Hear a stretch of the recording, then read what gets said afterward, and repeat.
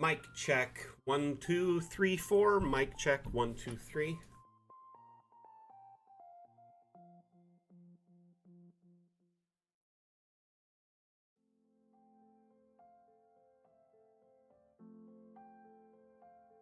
Is music coming through at all?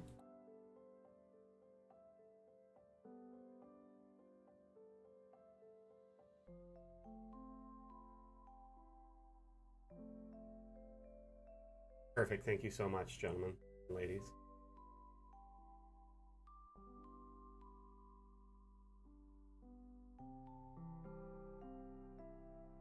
Music should be a little bit less than everything else. Hope you enjoy the new splash page and the new Hendrik animation down in the bottom right, the new magic animation. I will be back momentarily. I'm just going to top off my water and make sure everything's good. Stay tuned.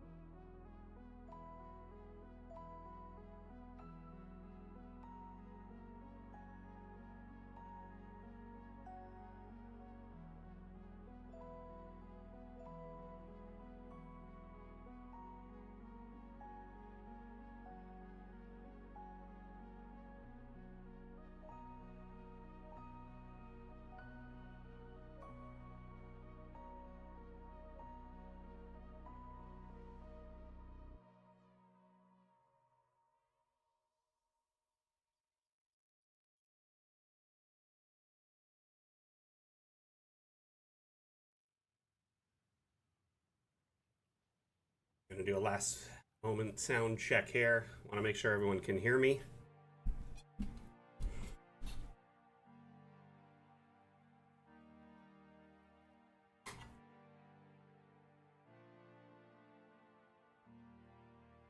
Thank you so much for the confirmation.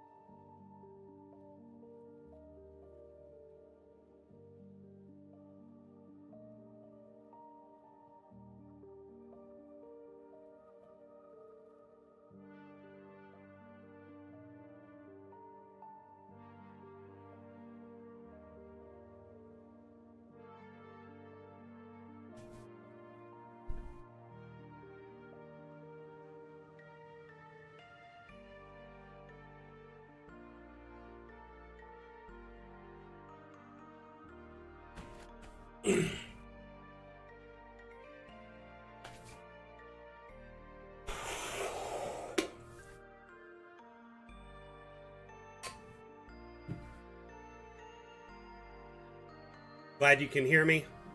Music's coming through, right?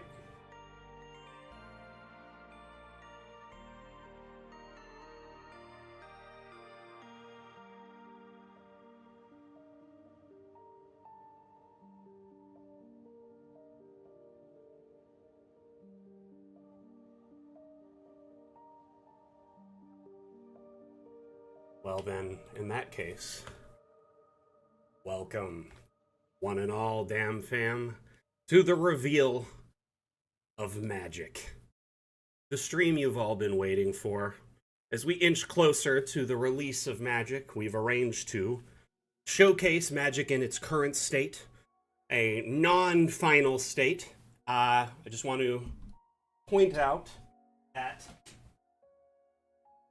Notice my chair was in the background there. I want to point out that this is a beta build. It is not a finalized build. There's still a little bit of testing and finalizing going on in the background. So, you know, keep that in mind. There's a little disclaimer on the bottom kind of reminding you of that. And one further bit of information during the stream. If you have any questions, please format the question by typing question and then the question afterwards. So say question in big letters so I know. Our mods will be looking for your questions and they will be adding them to a spreadsheet. The spreadsheet is going to be a space for me to look at these questions, and we'll be answering them in between each segment. In the past, we used to answer questions as we would go during the stream, and I find that jumps all over the place. It clogs the works up. So you can type your questions in, but they will not be answered until after each segment. So please wait until the end of each section. Sound good? Dag. But yeah, that format's great, but dag.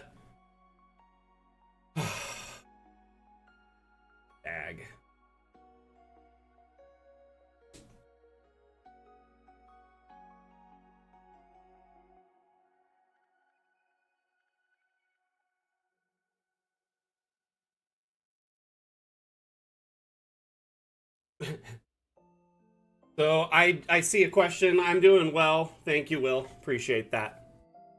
Those types of questions we don't need to add into the list. If they're just, you know, whatever. And things you guys could probably quickly answer. Seisu, Dag, mods, please, if you feel like you have the quick answer, please do so. Okay, I know we've got a lot of people here. And we have, you know, 60, 70 plus people just on Twitch. We have people... on Steam, we have people on Facebook, we have people on YouTube, we have all platforms live right now, so there is going to be a lot of conversation, a lot of questions, a lot of chat, and I'm going to do my best to keep an eye on it, but at the same time, I have a lot of content I want to cover today. and I want to make sure we do cover all that. So now that we've gone through all the rules, I'm just kind of waiting a minute and making sure that everyone that, you know, is on their way in, is filtered in, kind of giving people a minute or two to filter in. I hope you have had an amazing week and that you are as excited for the reveal of magic as I am to share it with you.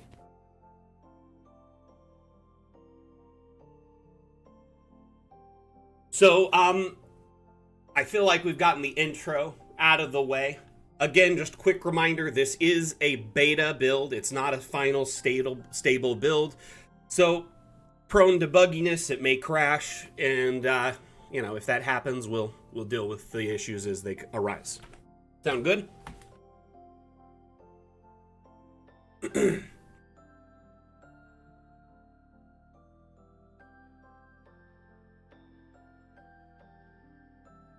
Yeah, unfortunately, Watchtower, now that we're multi-platform streaming, it's impossible to effectively do a giveaway across all the platforms. So we won't be doing stream giveaways anymore, but we will be doing giveaways on Discord more often to supplement. In fact, I have another one planned, and the last bit of it just showed up like yesterday, day before yesterday. So we'll be starting up a giveaway in Discord soon, like probably after Magic launches. Anyway, hey Dirty Rollers, how are you? Okay, so a little bit of introduction into Magic. Obviously, it's been a while, and there's been delays, right? And one of those delays is we had to upgrade and migrate to a new version of Unity. We were using a version of Unity that was like from 2019, if I understand correctly. And I located a bug that basically was a limitation that we had hit in Dungeon Alchemist where we couldn't put any more textures or anything, except basically a lot of objects were invisible or missing textures in this like up-to-date beta build or alpha build at the time. And so I alerted the devs. They had to postpone and update our Unity build to compensate for this. So we're future-proof for some time, which is a good thing. And there's actually some benefits of this. I've noticed that DA seems to run a little bit smoother. And things that used to run a little bit slower, such as like cropping a map, I've noticed is a lot quicker. So just a few basic improvements I've seen. Effects seem to paint quicker. Terrain paints quicker, all since the Unity update. Now, I don't know if that's tied into Magic itself, but anyway. Now, there's 2 new biomes being introduced in the Magic update.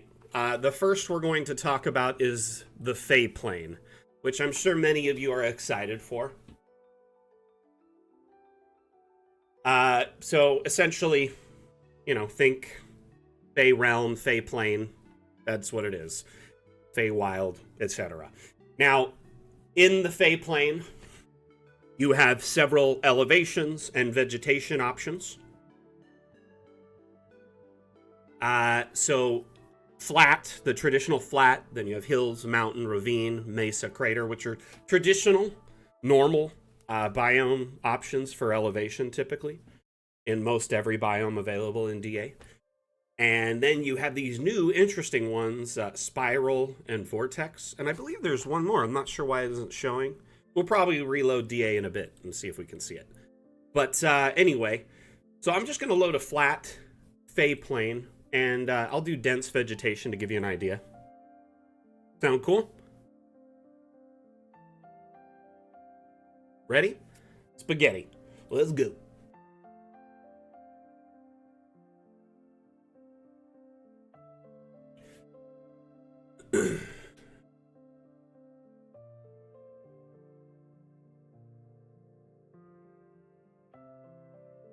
Okay, so when you set to vegetation as dense, you have a very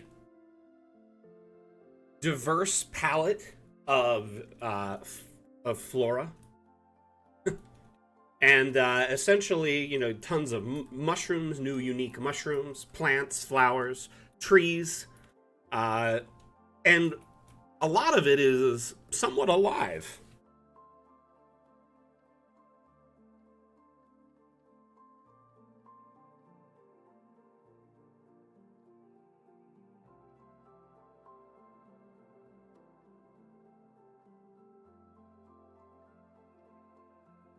So I'm gonna let y'all take this in for a moment.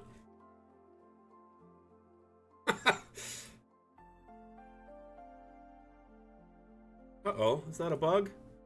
Yep, that tree is bugged. Look at it, the shader on this side is definitely gonna have to say something about that. See, there's still little things we're finding as we go. And it could only just be in my build. It could already be fixed. But this is so pretty, isn't it? One of my favorite new things is these inverted mushrooms. The Feywild mushrooms that are like a bowl instead of the traditional dome.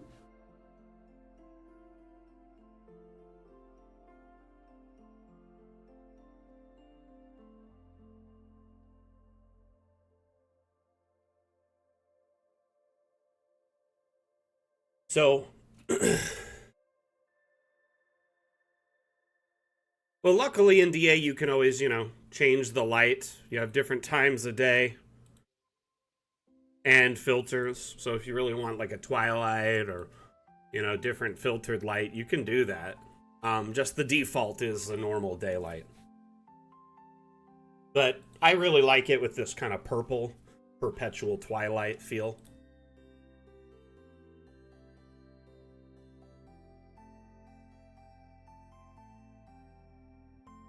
So,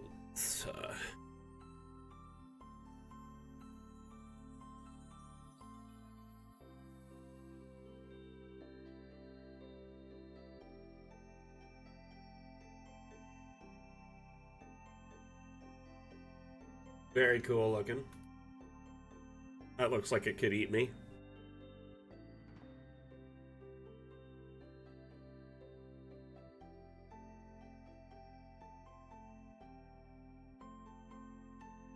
Almost dead. There's a crystal. New crystals. Lots of the new plants are like emissive looking. They don't actually like have a light in an export, but they look like they have light, So it just adds more of a light feel to the environment.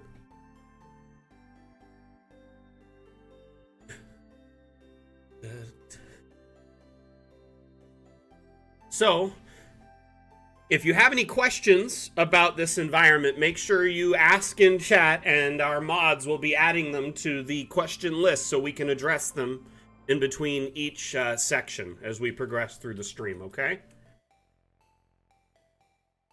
So format it with question, the question, they'll put it in a document we have, a living doc. It's an online spreadsheet, a Google sheet, where they're essentially filling it out and giving me information as we go. Sound good? Oh. So in the Fey biomes, it randomly generates objects and random stuff. For seemingly no, and there is a reason. It's intentional because it's just random here.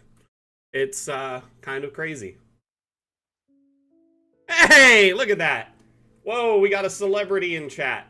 I don't mean to call you out, Wim. I just want to say hello. And honestly, I just want to, like, if anyone, I want to say thank you to Wim and the team. They put so much effort and time into this update to make sure it was top notch. And I know there was, like, frustration both internally with the delays as well as externally, and I know that they wanted to make sure that this update was perfect, because there's a lot of cool stuff in it. So thank you, Wim. Thank you, Carl. Thank you, any of the artists that are here. Well, thank you all just in general, but if you are here directly, I'm saying thank you to you. I appreciate you very much. And I appreciate our community for being patient and understanding with the delays leading up to Magic. There was a lot of obstacles in addressing some of the things we added in Magic, as we're going to show.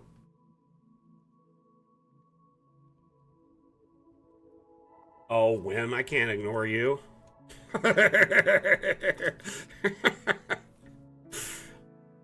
Anyway, I just wanted to say hi, my friend. Appreciate you being here. I appreciate the support. I know it's late for you right now, so thank you. I love this, like, purple.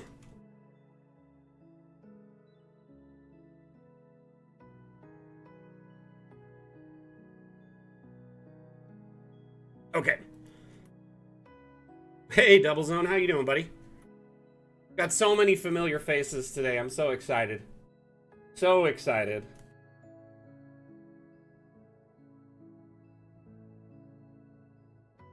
What I really enjoy is setting it to night and then purple.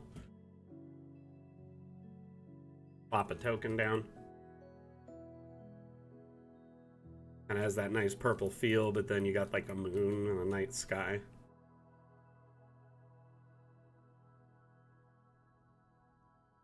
Alrighty, so this is the dense vegetation biome. We're going to scale it back and show you different versions of it, okay? So we're going to change it from dense vegetation to a mushroom forest. Hey, Island Lass.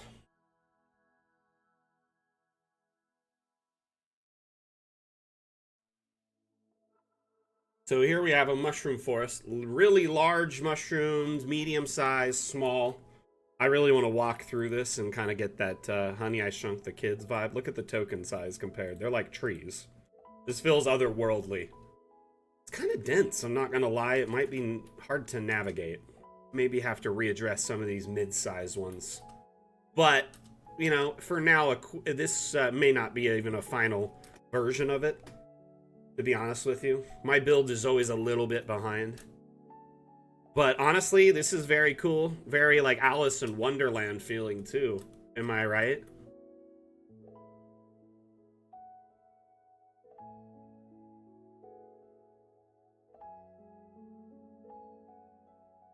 And I mean, at this point, you know, the delay was a long time, but now we're down to the last, you know, 12 days until launch. Should be launching on the 12th, by the way, everyone, if you haven't heard yet.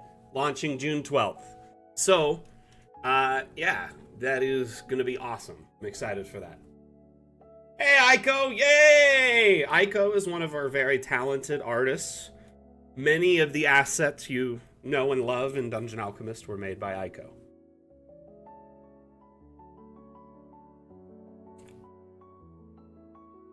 Super Mario theme intensifies, right? Doesn't it kind of give that vibe? But Wim, I'm not gonna lie, this just feels a little too packed.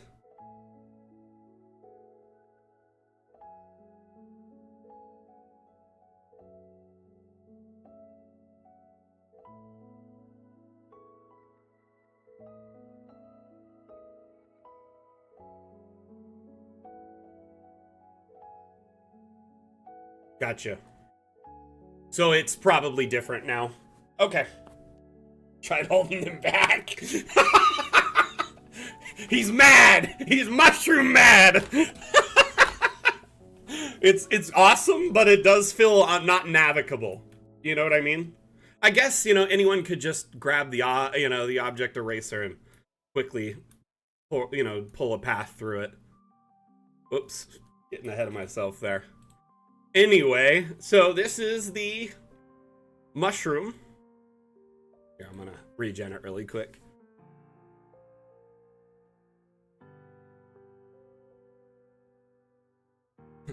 Let's add a little bit of water here. Let's add a river, shall we? In this mushroom forest.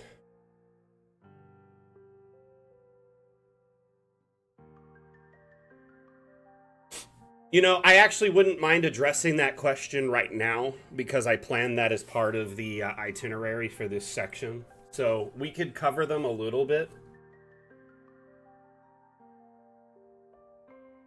But what I'm going to do is generate a different biome to do that. Is that cool? So when we jump into the next, not no, new biome, a new vegetation. So there's less like covering the ground so we can actually see. But after we check this one out, we'll do that. Sound good? Okay. So here I put a river in this one. Just carves down the center quite well. And I really think it's cool when you take and see, you could see some of the new terrain brushes there. Make it the gold, kind of like the honey look. Lava also looks really good here.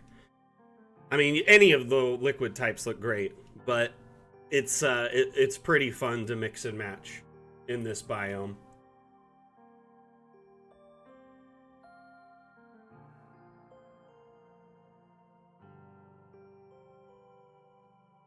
So,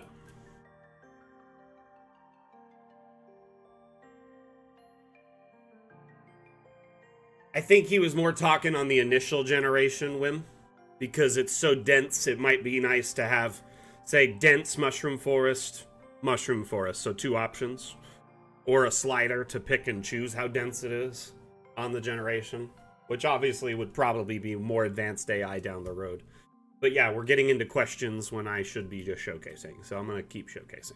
We're going to regenerate the new biome here. We're going to do no vegetation, so we can take a good look at the palette of terrain. This is just kind of blank at the moment. I'm going to go to the terrain brushes, and we have an assortment. There's greens. They blend really well together.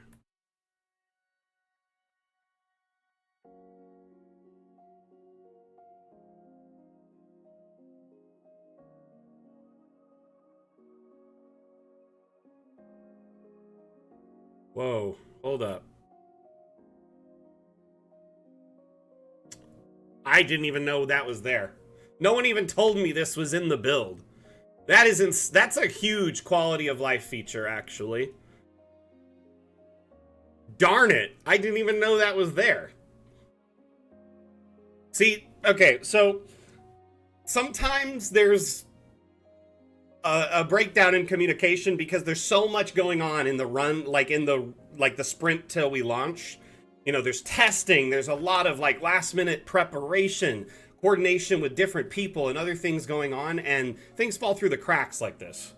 And honestly, I'm very excited you pointed that out, Dag, because that's a really huge quality of life feature. The water eraser, I wasn't planning that until Water Worlds, the water sponge, or like, you know what I mean? Like, I wasn't planning on that being here for a while. Yeah, did you just see that? Here, look. So there's the liquid in it. Let's just... That just sponges it right up.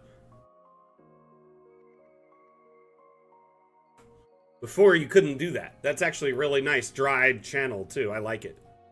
Anyway, let's continue looking at paints. I'm going to make the brush a little bit smaller here. Paint this area purple.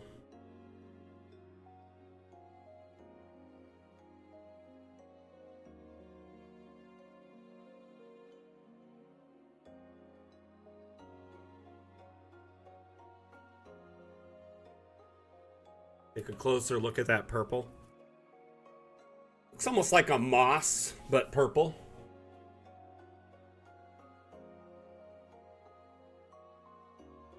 Ooh, that's like a playa, right? But like very otherworldly, if you will. I also like the purple in the cracks. It feels really nice. Yeah, the purple is really nice, but having it laid down as the base, you can see it in some of the cracks. It kind of fills in between. Looks great.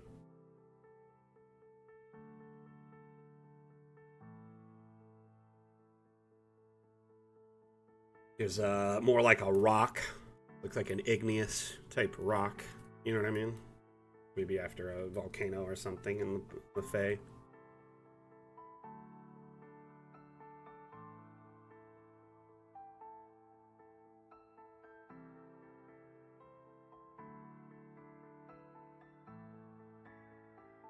Chow, remember to format your questions with question, okay?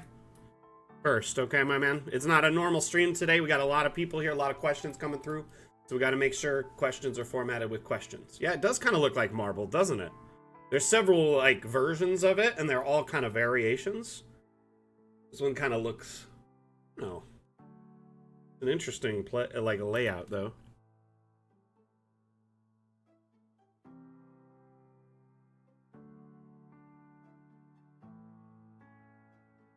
They're cool, though. Oh, that one's very defined. Those lines are really clean. I like that.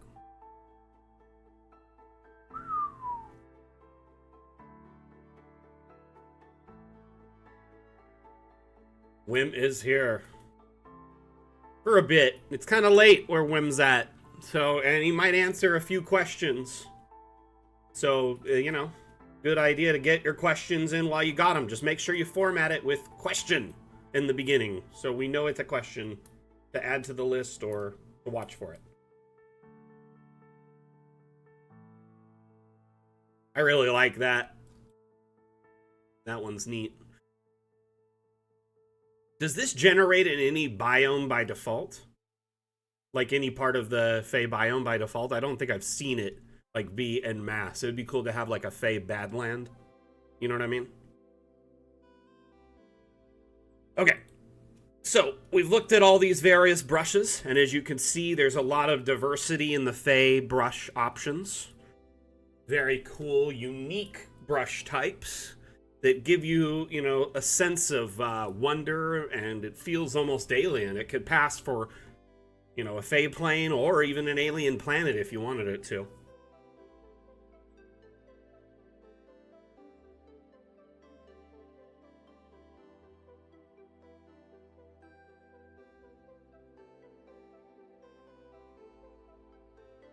Oh, it paints some flowers with it too. That's cool. Some of that moss there. Doesn't it feel otherworldly?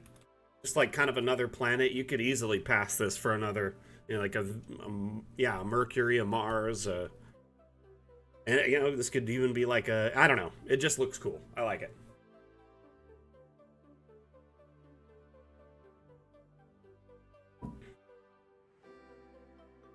Okay. So now that you got a good feel for the paint brushes, we're going to generate some more, you know, types of environments within the Fey biome. So I'm going to do a spiral, and we'll do this as a crystal forest. We haven't checked that one out yet.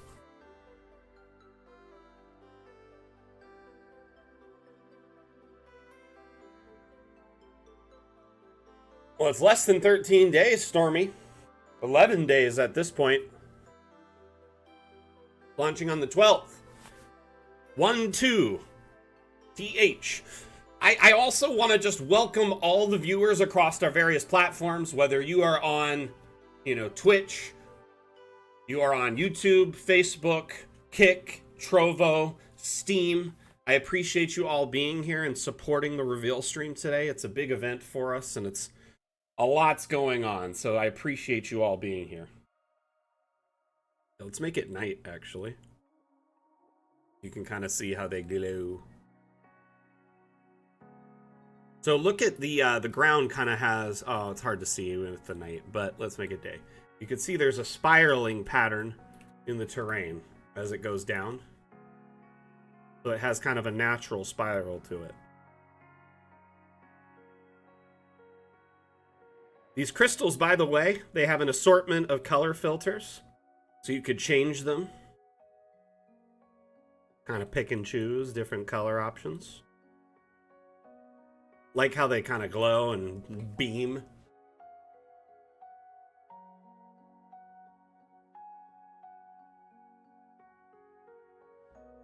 I mean, that's better than 13.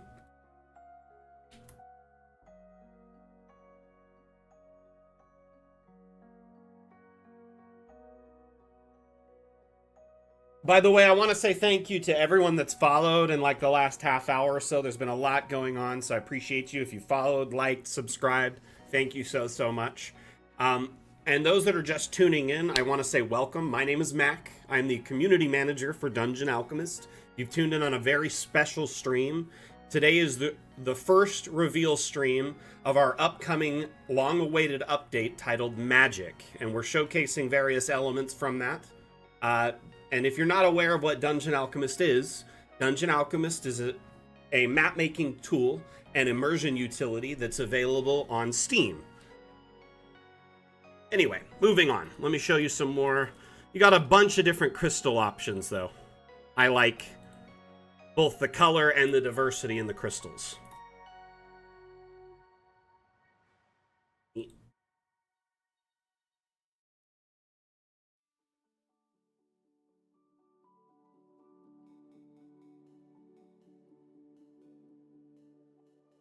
But yeah, this I like the spiral one a lot, Wim.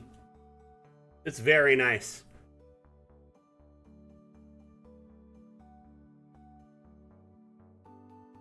What's everyone's thoughts on spiral?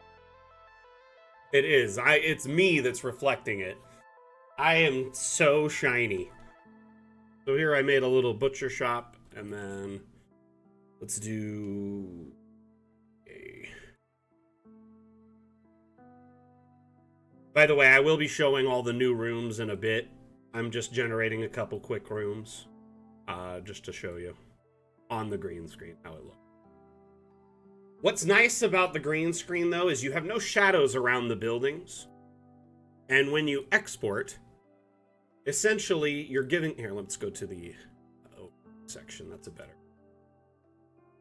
It's a very clean layer, or like a image for cutting out all the external, data outside of the buildings. You can also superimpose say different backgrounds next to these. So you could have, say, teleporting, tavern or something that goes to different places, or a ship that's in, or an airship or something that's in different environments.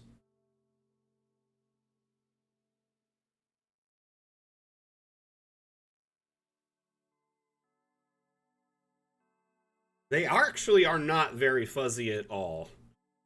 If you use either like a lasso tool or a color removal tool in pretty much any photo editor, it is very clean to quickly edit it out. Now, this is a good first step towards, say, other biomes where you have different, like, plain backgrounds or no background. Maybe a blue screen background, or maybe a transparent background. So I think of this as the first step towards that, if anything. And it is a good kind of, solution in the interim. What's great about a green screen is you can... What I'm going to do, I'm going to just turn off my camera because it's unsettling. You can essentially overlay different images into a green screen in a lot of different ways. I mean, imagine just... if you could, like a cloud background or water or lava, all of those things could be behind these different buildings in a click or two, just like really quickly changing a scene. You liked my green eyes? So, does the green screen background make sense?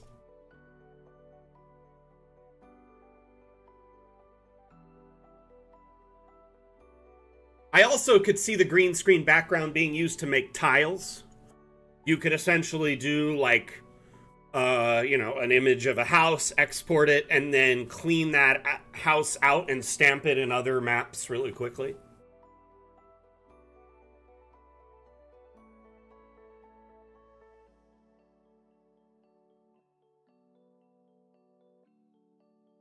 All right.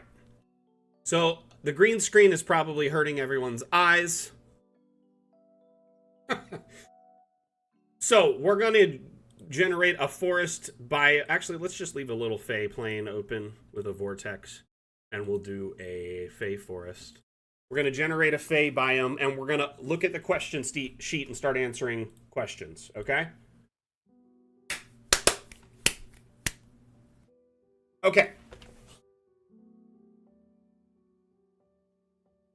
Where's my camera? Got to turn that back on. You can see my ugly mug. Okay.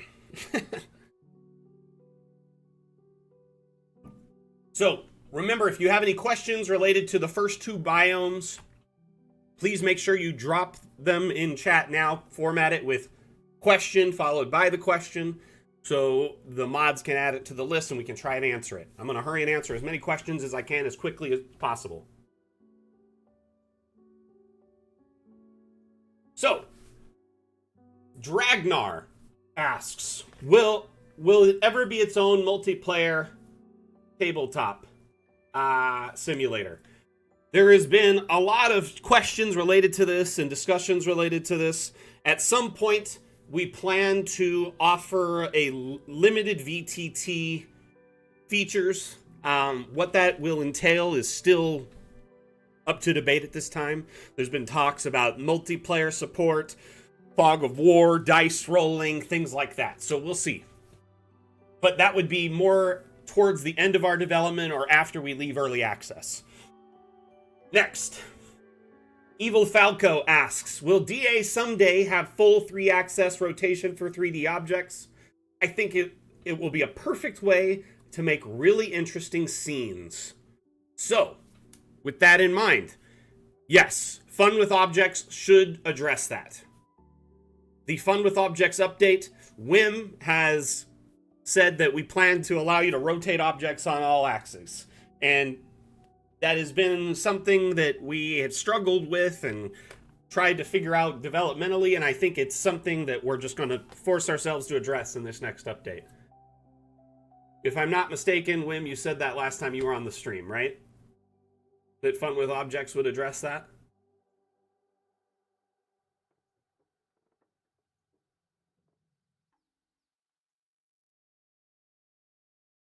Okay. If it is possible, if we can do it, it will be explored in that update. There we go. You heard it from the source. Which most likely our next update will be Fun with Objects. So keep that in mind. Now, someone was just a little mad. Are there color sliders on the new plants? Some, yes, not all. As you can see here, we have a hue slider on the Fey plants, and it's actually incredibly beautiful. I love it a lot. Very great. Like, palette of color there. And remember, a lot of plants in DA do have this already, so make sure you're checking the various objects you place in DA to see if they have this icon. If it does, that means you can change the color.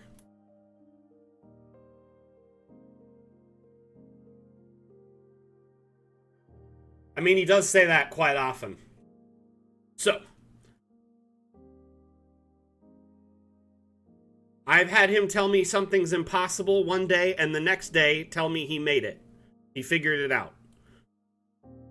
So, literally 24 hours later, not even 24 hours later. I think sometimes it just gets him thinking about it. But the color swapping on a lot of the plants that is available is quite great.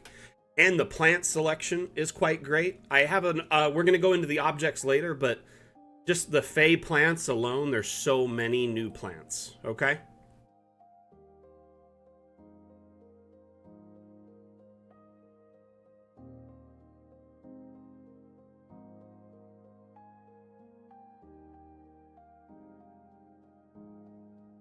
Anyway. So, next question. Skybox looks... I don't think there's any changes to the skybox. I just kind of had it purple when we were looking at it earlier, so it might have looked different. If there is any changes, Wim can confirm, but I don't think there was any. Atlam asked that earlier. Sorry, Atlam. I don't think there was any changes. Let's see. Chow asks, Chow Geo, can we get generation sliders for things like this? Thick mushroom forest, thin mushroom forest. We talked about a little bit of that earlier. I do think, the object eraser is a good option in these instances. You can always just thin out said forest really quickly if you want.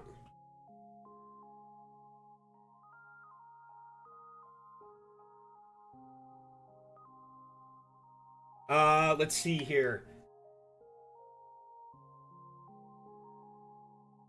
Will there ever be a sort of magic mist? Okay, so Skater Will asks, will there be a sort of magic mist light option to brush in so we can bring these mushrooms to life with spore light clouds? So there is actually an effect that is called yellow fog, right?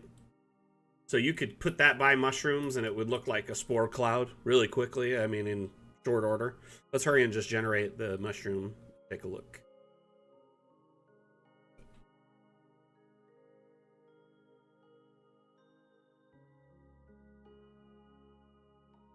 Remember, if you are enjoying the stream, make sure you hit that follow button, share button, subscribe button, like button, wherever the platform you're on. Hit the preferred button of follow and share, please. Thank you very much. I appreciate you.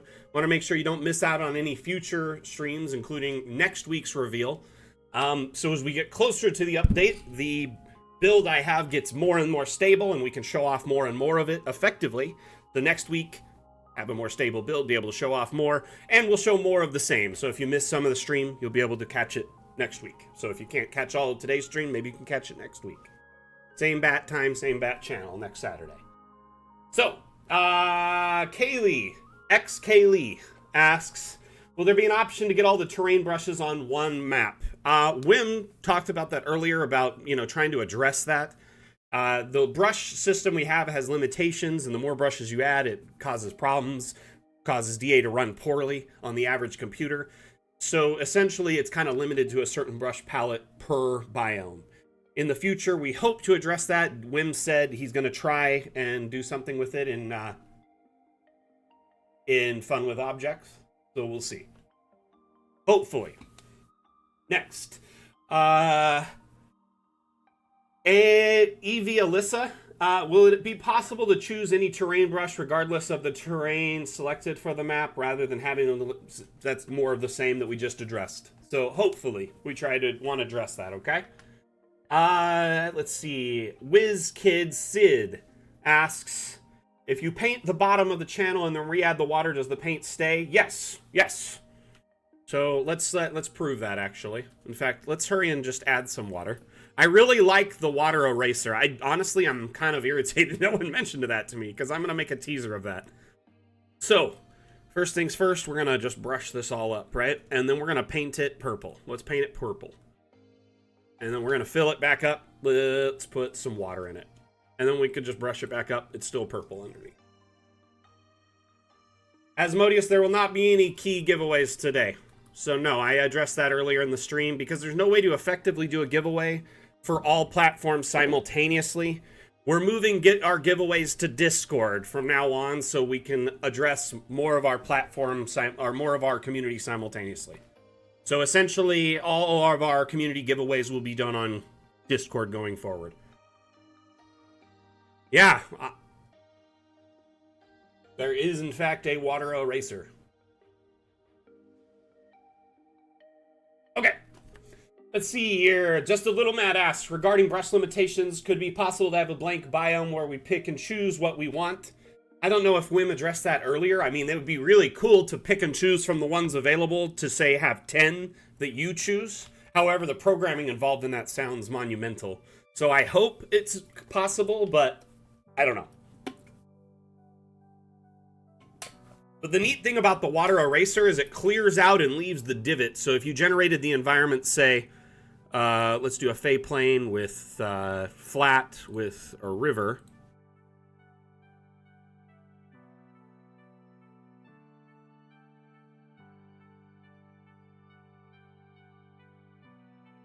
So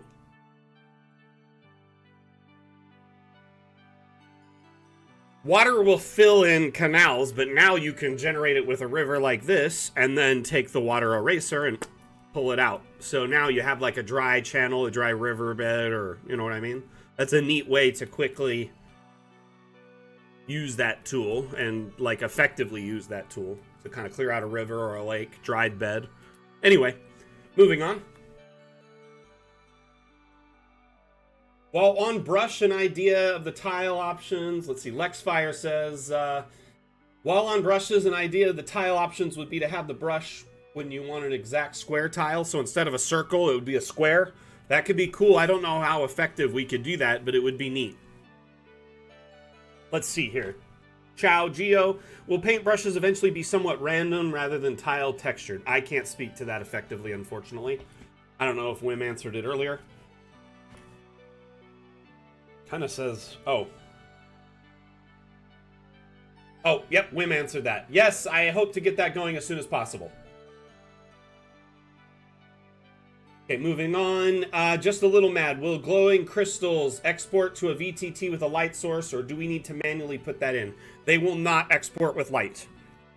They just look like an effective missive that won't export to your VTT of choice. Excuse me.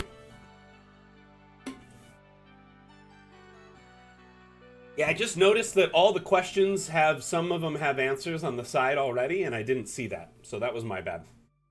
Now I know.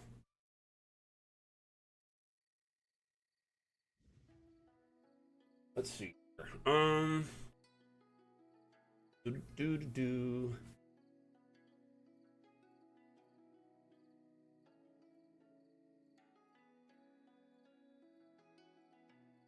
Batlum, unfortunately, I don't know of any major improvements due to the engine upgrade. I'm just hoping all around it's just a nice, smoother performance and feels, and also it's future proof. Like Carl was saying that like something to the order of like 10% of all data for mankind that mankind owns, like collaboratively across the planet, is how future proof we are for like textures and data. That's impressive. That's impressive, Seisu.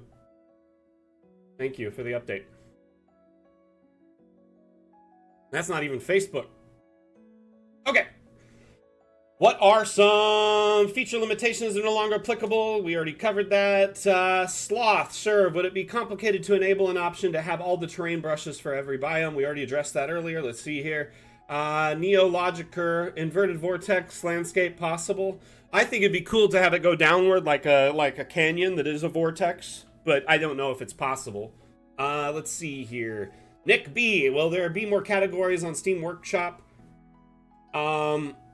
Looking for specific assets is hard without more limitations to pick. I mean, I will point out in the asset browser, oh, I'm not connected to the workshop in this build. Weird. I'm going to have to reload the build and see if it'll connect. But you can also sort by category of object, which as long as the creator who uploaded it did so, it makes it easier. You can sort by tokens, for instance. Makes it a little bit easier. Anyway, moving on, next question. In the future, I'm hoping we add more options to search by creator and other things like that, but, you know, that would be further down the road. Let's see here. Does it function? Green screen similarly functions like dark parchment, but it's easier to edit out the background. Yes, Robert. Let's see here. You can add ground terrain, so if you draw like a room then you replace it with like green, like grass or stone or whatever, any of the floor types, then yes, you could. Watchtower, let's see here. Centaur, so the intent is to create a room and drop it on an image.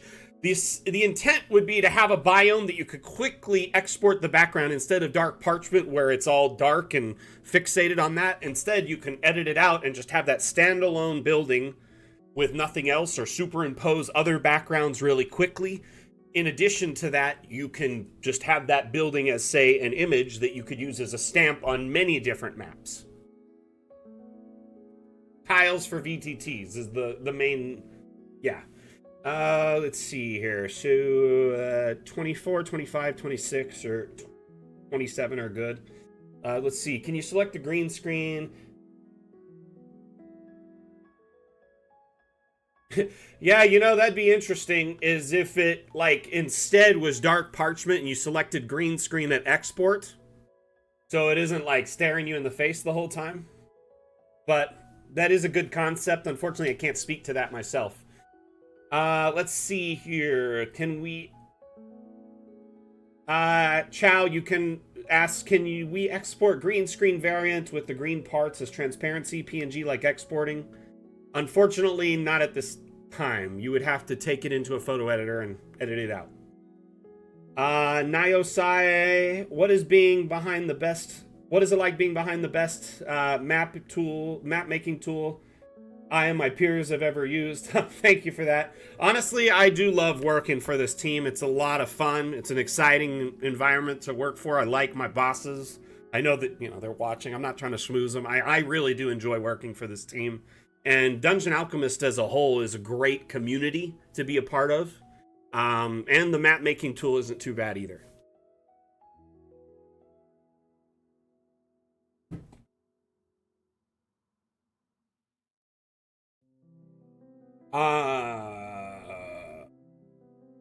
Denari, if anything, Denari asks, will there be a separate color slider for wood tones so furniture doesn't have to be default or neon? So we're starting to get into like assets, effects, things that aren't to the biome. So if the questions aren't related to the biome, we're going to jump over to the next section, okay? In fact, let's just do that. So we're going to open up just a new map, but we're going to get out of the fade plane to just easier showcase the room types. Nice evergreen clearing. So in the new update, there are 7 new room types. Okay? 7 new room types. So there is a lot of new room types to check out, so we're going to speed through these. We have, first off, a witch's hut, which I'm going to make a fun little shaped witch's hut here. We'll make it shaped like a lemon. Sound cool? And we're going to rotate it a little bit. That's like Stewie's face, or maybe Hey Arnold. You can move the room before you generate it. You can rotate it before you generate it. By the way, you can undo it now. So any of these steps, they can be undone. So the shaping of the room, you can also redo.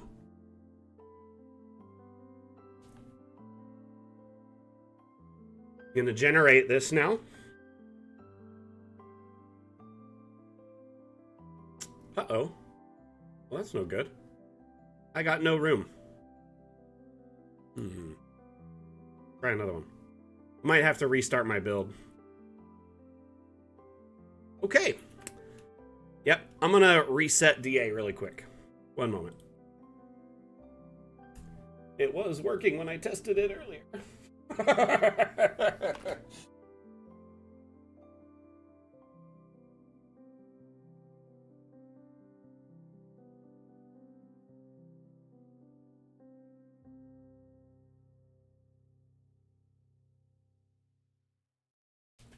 Sorry for that. As you know, that's the first time we've had to reset DA so far. I think that's not bad.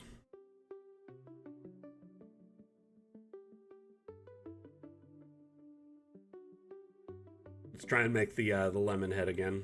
Oh no, I messed it up. There we go. Lemon head. So before you generate the structure, you can rotate it and move it around. So I'm going to just tuck it around over here. And then we'll hopefully generate a witch's hut. Okay, there we go.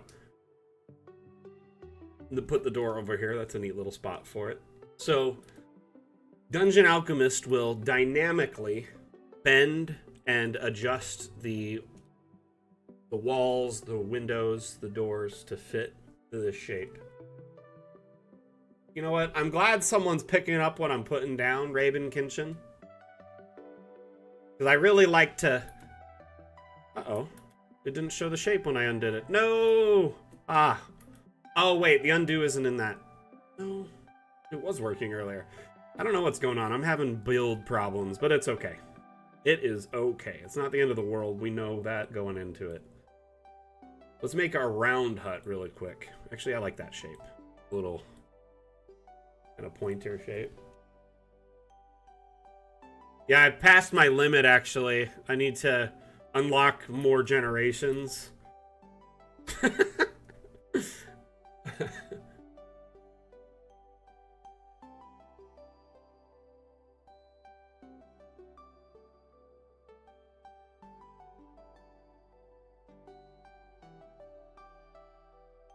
Witch's Hut is really neat. I'm not gonna lie. I really like the kind of just wicker weaved walls here, right? Thicket type stuff.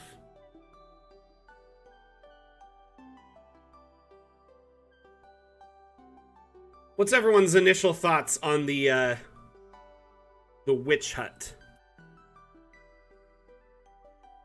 I'm gonna regen it a few times, see if we get some different arrangements. Ooh, I like that. Put the prancing pot up on the table.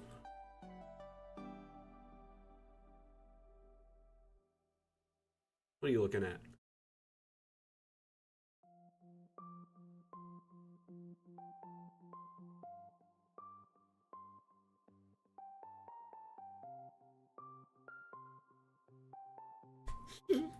This is the prancing pot or the gallivanting cauldron. Thought we called it the prancing pot. Gallivanting cauldron. Either way, it is cute. It's adorable.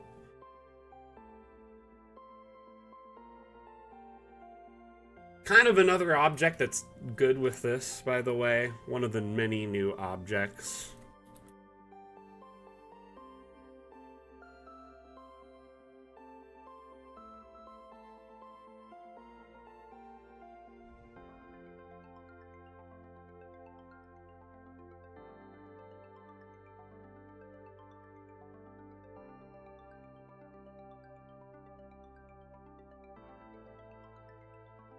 So here we have a wandering hut.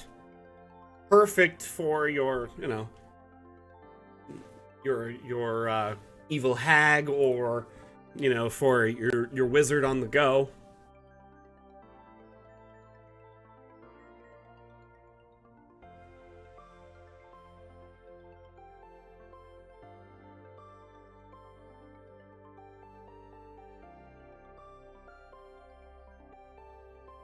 So the wandering hut has several doors. There's a little hatch going down and a side entrance there for a little patio. There's like a little staircase at the bottom.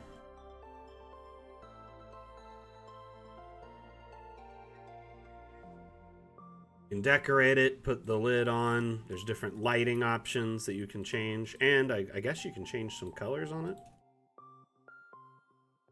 Oh, is that the eyes? No. What is that for? Must be that.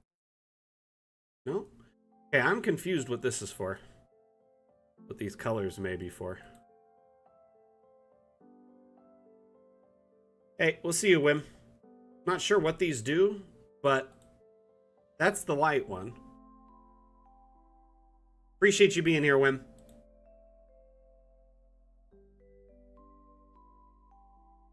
Oh, it is the chicken eye color there. Okay. It's each side, isn't it? Let's check. No. That is this one. Okay. That one's the eyes. So we have the eyes. What's the other one? Is it the fire pit? No. Put the roof back on. See if I'm missing something. Looking for that green color. I don't see where the other one goes. Anyway, still, it's very cool regardless. It's awesome. Okay, let's generate another one of the new building types. So another one of the new room types is the Artificer Workshop, which I'm going to put the Artificer Workshop adjacent here. I'm going to sink it into the ground, which you can now do. You can raise buildings up and down. And it tells you kind of a visual feedback of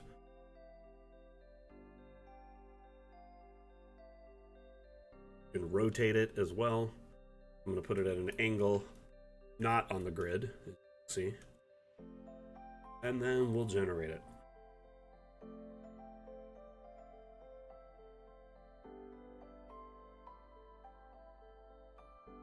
Back on.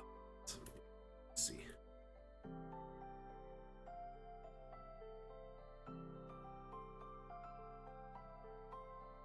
So yeah, I just created a kind of underground workshop, or a sunken, workshop. You could do this, but put buildings in water, by the way. Flood buildings as well.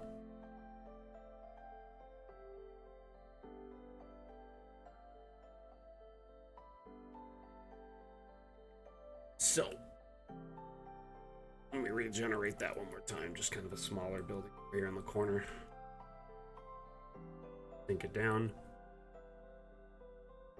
Actually, there will be an undo, so you can, undo the room shape and then move it again, so you can undo the build. At least I thought you could. My build doesn't have it looks like, but I could have sworn there was some talk about a feature for that. So it's possible. You won't be able to move it after it's generated, but you could quickly undo it and then move it. So you can move the floor plan if you click undo. So it'll undo the generation, then you can click the floor plan and move it. Anyway, moving on. We got the Artificer Workshop, which essentially is full of cool, knickknacks and tools for all sorts of engineering and invention projects. Be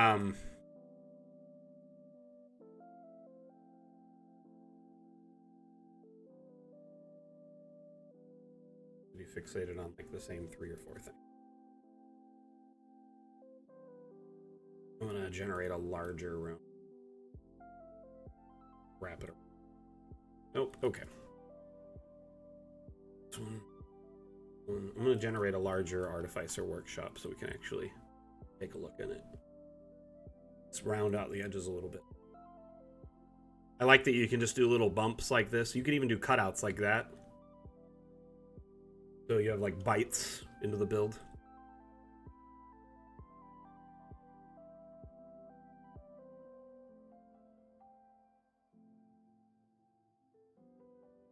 Might have to reload my build after this. So like I said, varied tools, equipment, furnaces, whatnot.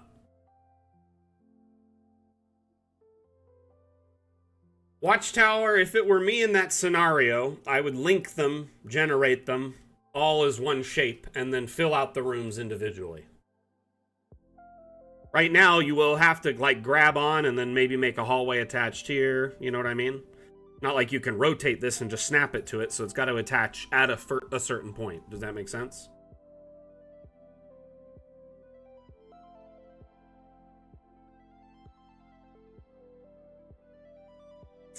Speaking of towers, let me show you something really cool here. One of the new room types is a wizard tower. I'm going to make a round structure. I'm going to raise it up. And you can see the number right there.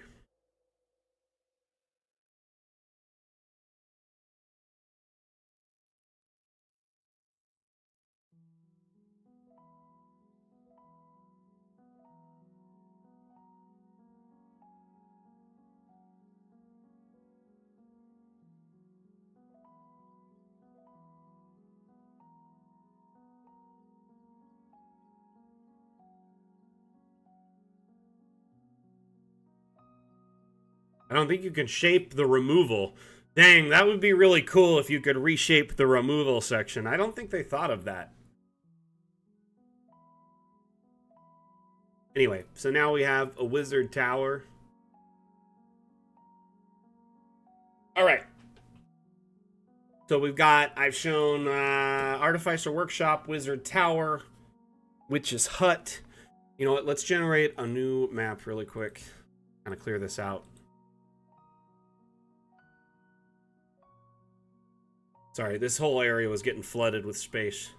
I would, no, they wanted to delete, oh, like a round section in the center. That makes sense. So you would draw a new round room in the center and then delete that.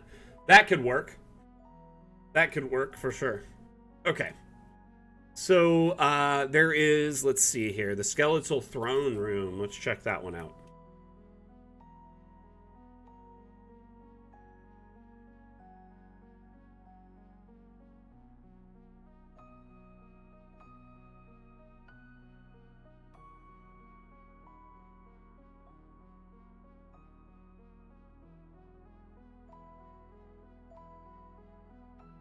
So notice as you're shaping the room, you have these little dots, right? And the dots, you can grab them and pull at them from side to side or straight.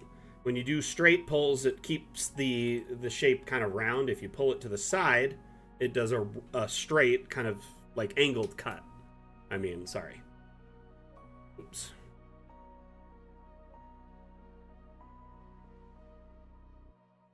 Oops.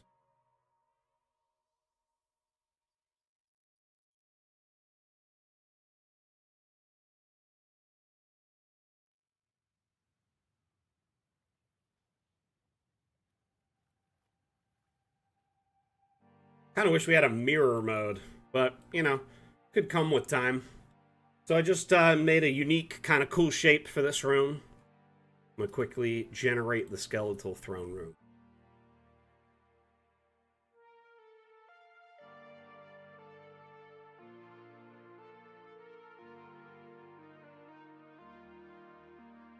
Ah!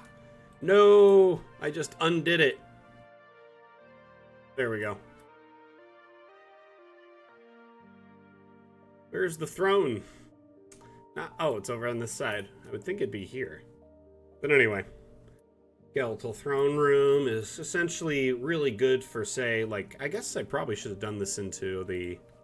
Let's, you know what, let's fix this. Skeletal plains would be so fitting.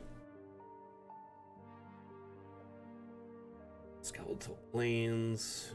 Why is Icefield at the top of skeletal plains? Interesting. Nice little fit. Much more fitting. And then what I'll probably do is just delete that. The the bone throne, if you will.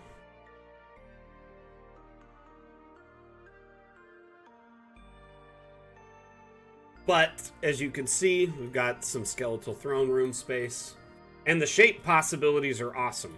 Yeah, you can really make whatever you want now for the most part. All right. Skeletal throne room. I can't spend much time on this one, so we're going to move on to the next one. Let's go back to just generate a new. We're going to do dark parchment for this one. This one's actually very cool. Before we do this, I'm going to change my grid settings to blue.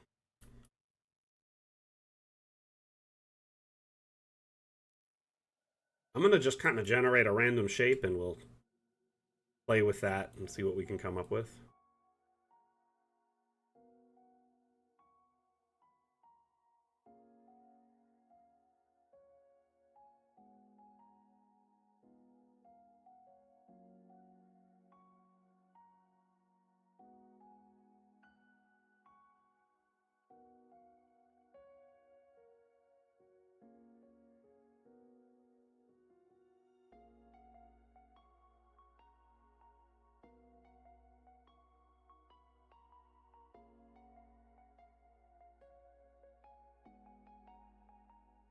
And as you can see, it's pretty easy. I'm just left clicking to get these to bump in and bump out to make all these little shapes. So it really doesn't take long at all.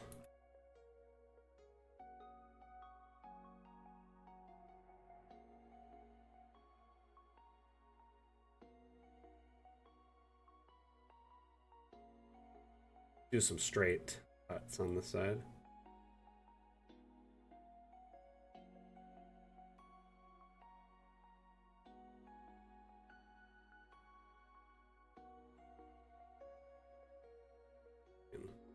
Difficult.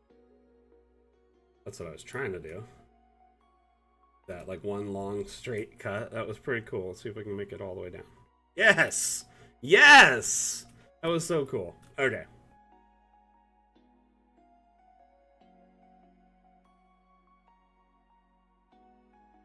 It's impressive when you sometimes what it can pull off. And remember, if you make a mistake, you can always Control Z to undo. Okay, I'm going to generate this now. It's going to be crazy. Uh-oh. Skeletal Palace struggled with that shape. Might need to reload my build. The Skeletal Palace is not... Or not the Skeletal Palace. The Extra Dimensional Room. Let's go to another biome and just see if it'll load. This could just be a combination factor here. Like I said, my build is a little broken right now, so we're bound to run into issues like this. Okay, let's just hurry and draw a small, round, extra-dimensional palace with all the weird bells and whistles. Bean-shaped, if you will. Oh, that's a skeletal throne. Gosh, I am like getting flustered at the moment and making mistakes. Sorry, everyone. Extra dimensional room. We'll raise it up. I'm going to add a little bit to this.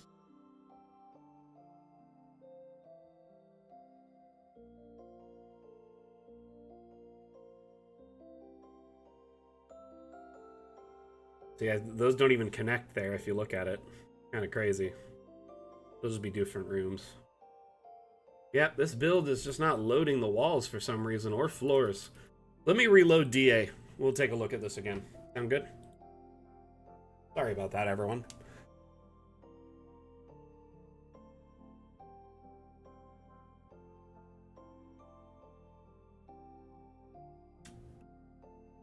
Really appreciate all the support today. Everyone being here. We've got like over 100 viewers just on Twitch right now. There's 20 plus on Steam. Every platform's out right now, just en masse, so I appreciate you all being here.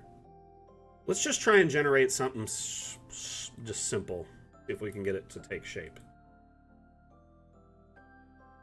Yep, something's wrong with the extra dimensional room. So yep, definitely running into issues here. So unfortunately, we will not be able to demonstrate the extra dimensional room today. it's gonna have to wait until the next week's stream, so we're gonna have to postpone that. I am afraid, and I'm sorry about that, but it's just not loading. It's having problems loading.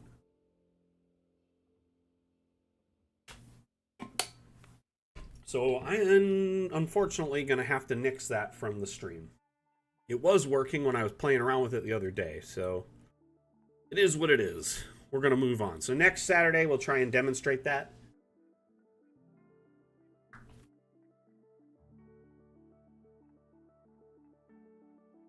You know what? I'll show a video of that actually really quickly. I do have a teaser of it that we could show. Here is some extra dimensional footage. Here, one moment.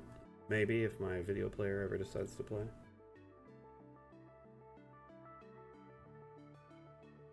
Sorry, I couldn't show you it live, but essentially think of it as like a pocket dimension or like a, you know, a magnificent mansion, a bottled respite. Any of these, you know, kind of extra dimensional spaces, magnificent mansion particularly would be a great thing for this. Kind of, yeah. It also looks like a blueprint, and I've also been told it looks like Batman's detective vision in the Arkham games.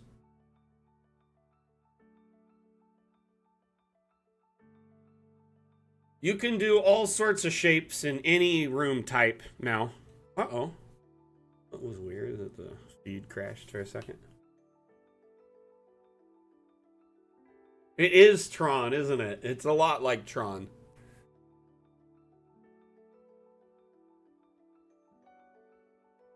Okay. So that's about all we're going to get for the extra dimensional room. So we showed skeletal or throne room. We showed extra dimensional room. We showed artificer workshop. Oh, 2 other room types. We've got a magic shop and a potion class. We'll set this to flat. Weird, more biome room types are showing. Interesting. Yeah, my build's having problems today. Okay. Do any of your players have like an extra dimensional space that they can retreat to? That's how you could use it. Let's get into the room type. Let's go to magic shop. We're gonna put a little magic shop in the middle of this bay forest here.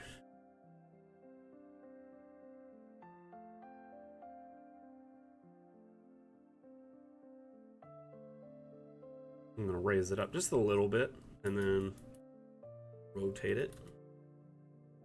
Sweet. Let's see, is there a better spot for it? I like it over here, but probably give you a headache, if anything.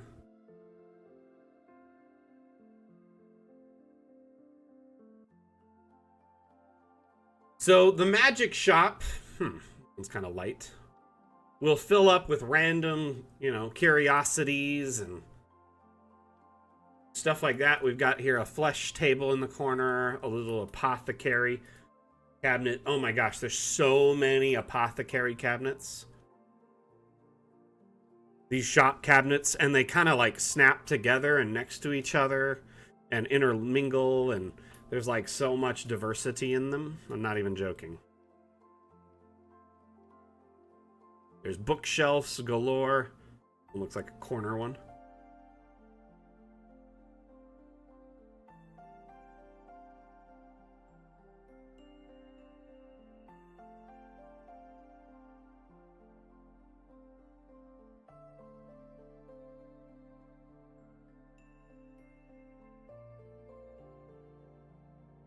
On the 12th, it'll be live. Okay. So the magic shop is a great place if you, you know, want to give your players a random interaction full of shopping opportunities and whimsy. Cool. Yes, it does have a navel against my protests. This is actually a much tamer version than it used to be, so Yeah, it moves occasionally. There's actually a few flesh objects, like kind of an unsettling amount. There's this flesh pit. Let's just put one out here. Got a good little Sarlacc vibe going on here.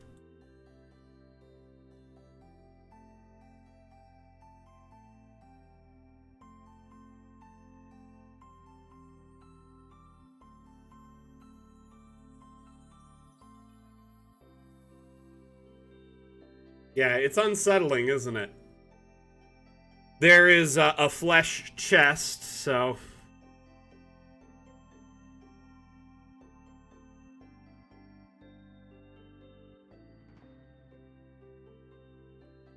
But... There's also this neat, kind of cool... I don't even know what you would call this. Lovecraftian horror.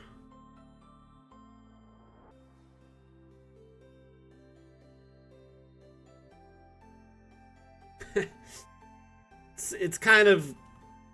Oh, did the prancing pot just blow up? I never seen it do that before. That was cool. Just shot out a bunch of mist. Anyway. Okay, let's do the last room type so we can move on from this section and answer a bunch of questions. There is also a potion class.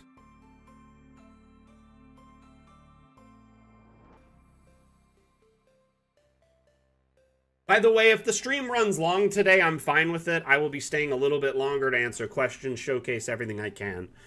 So I intended it to run long, so I'm not too worried. If anyone wants to be here, you know, and I'm showing stuff, that's how it'll be. So imagine a little potion brewing class, and also sometimes it'll generate with a very large cauldron in the room, which is really cool. A master cauldron. I think the room size has to be a certain size for it to work, unfortunately. But there is this huge cauldron that goes with it. There's this one. There's little ones on burners. Bunch of different cauldrons now, though.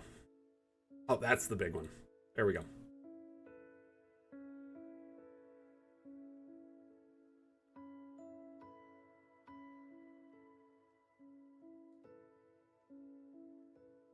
You can change the color of the fog. You can change the color of the liquid.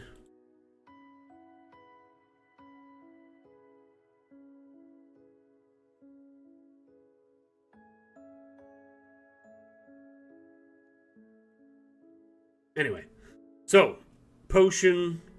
Oh, look at these new potion like glasses too. So a lot of the glasses got an overhaul in the update, so they look much more reflective and real. The liquids got an overhaul, and almost a lot of the new potion vials, you can change out like a lot of the options on them. So essentially, like, I mean, there's something like 20, 30 new potion vials, and each of them have all these options. As you can see here, it gets a little crazy with all the customization.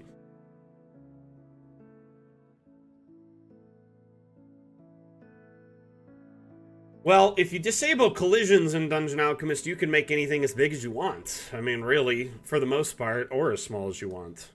That's really not a limitation there, but yeah, you can see the glass and the liquids now have a movement to them.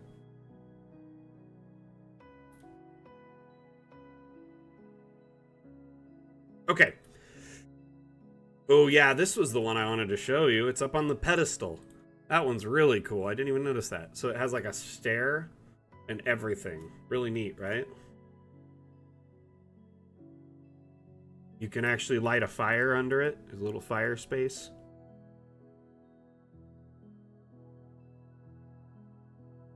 Anyway. Cool. Moving on.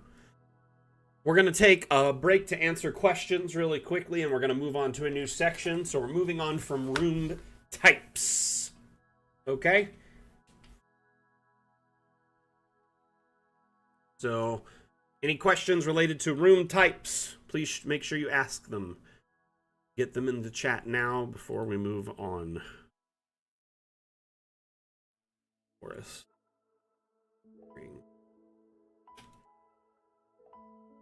Look at the question list, because there is a bunch. I'm hoping to get all these. Denari, will there be a separate color slider for wood tones so furniture doesn't? I mean, if we do address that, it'll be in Fun with Objects, if anything. Most likely. Because that's when it was promised it would be addressed, most likely. Let's see here. Will it be Firestream? That question's already been answered. Bice, Zek, Tesla, will it be possible to build multiple floors? We're hoping to address multiple floors in the next update as well. Multi-level is likely going to be addressed in Fun with Objects. Okay, moving on. Skater wheel, did I see correctly that the ability to change the shape of whatever you draw is in the new future, changing rectangular corners to circular forms? So yeah, you can shape the rooms to round, cutouts, sharp edges, all sorts of things. It's really, really versatile and really easy to use to quickly shape things. I mean, like it takes moments to get familiar with it, and you can have all sorts of fun with it. Here I made just a crescent. Didn't take me long at all, right? Now it almost looks like a Millennium Falcon. You know what, let's try and see if we into a baseball diamond. Yes. That looks pretty cool. It is very intuitive, and then you can just shape off of it and do other things.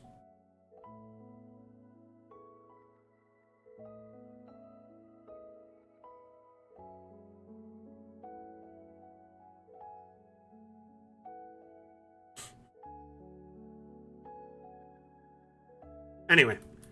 Next, email. Will you add blue screen variant to the green screen biome for those? You know, I asked if we could fix that into this update, and they said they just didn't have time this time around. So I would think of the green screen biome as a foundational step towards blue screen, transparent backgrounds, etc. So in the future, hopefully we'll get more biome options related to, you know, custom backdrops like that. Smash Bear, creating slopes for like a small hill, a small hill or sloping path can still be tricky. No, there's not going to be any new improvements with the terrain tools. Unfortunately, the best in my opinion for sloping, you know, get the hill up the way you want, and then use the smoothing tool to slope it out. That is the absolute best way to get slopes, in my honest opinion. You can take a very sharp point and make it into a very subtle one very quickly.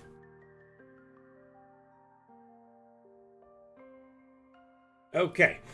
Noise gameplay. Can moving or rotating a room snap to the grid?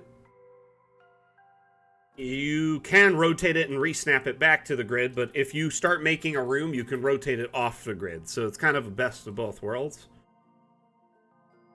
You can always go back to, you know, or you can bring it back onto the grid.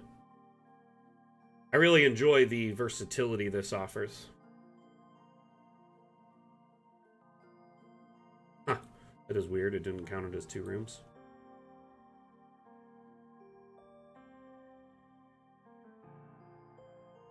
Should have just, like, acted like it was the same room. Anyway. Okay. Once built, how does grid snapping work? Let's see. Watchtower asks, once built, how does grid snapping work?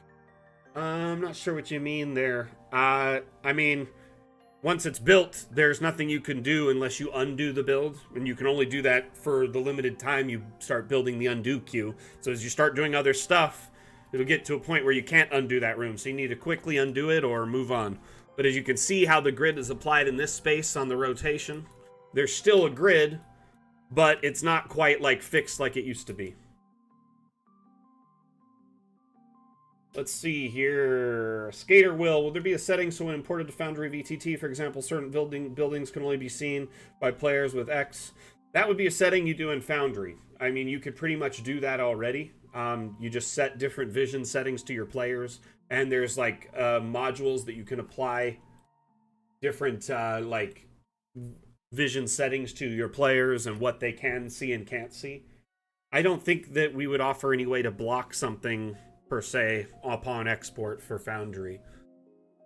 Let's see here. Bill Der Schopfer asks, one idea behind the wish for a green screen background was to simplify separating scenes in foreground and background. So currently I do is this way: as I create a map, and in the end I insert a giant green plane.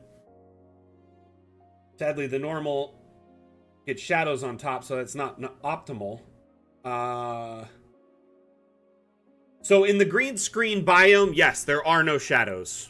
It is very optimal for this. Let me show you. So notice around the edge of the building, there is not a shadow. Let me disable that grid. So it's much easier for export than before. And if you want to make it even easier, when you're in the export menu, if you're exporting it as an image, for instance, flatten it out. Instead of 3D, so you don't have all this green in between there, set it to flat. That way you don't have to deal with all the minutia editing. Oh, there is a little bit there, huh? Interesting. Don't know why that's there. There's little cuts. But anyway, for the most part, you won't have nearly as much editing to do if it's flattened when you export, if that's your plan, to make it into a tile or something. The grid never moved. The grid stayed the same. The building rotated on the grid.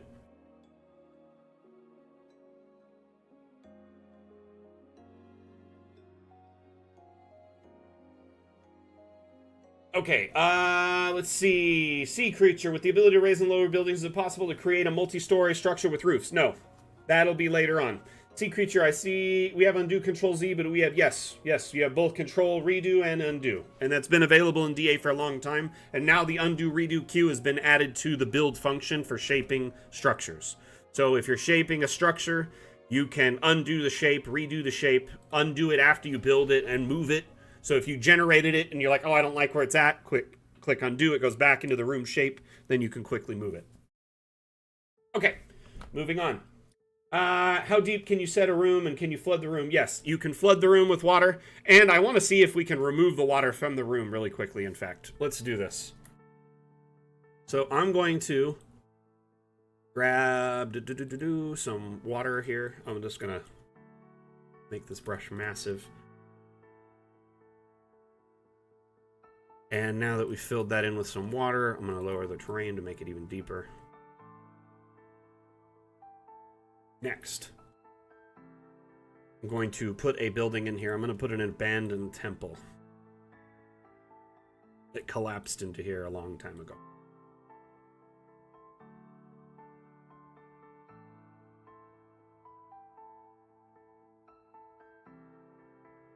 Rotate it, and I'm going to sink it down. So at this point, the lowest it can go here is 2.7, and it was at room height, like water level, to just start. So depending on the height it starts at, it can go lower, but this is the medium, so the lowest it can go from the water level is 2.7, is what it's saying here. So we're going to generate this. Hopefully this doesn't crash.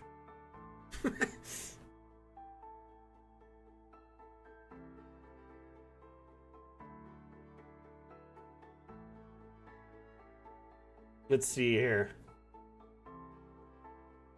My hope, my dream is... Can I just pull the water from... Ah! It's the whole space. I was hoping it'd just be the room. Ah, it'd be so cool. Future feature, hopefully, right? But anyway, yeah, you can flood rooms and have sunken, areas. Fortunately, you can't remove the water from that space yet.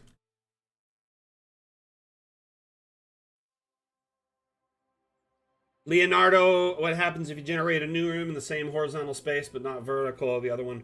You can't. You can't. If you try to overlap the rooms, it'll give you... Watch. Just make this. So once I've generated one, right? This one now is arguing. I can rotate it, or I could get it to a point where it fits up to it, or gets close, right? And then rotate it. Oops, I missed the rotate button.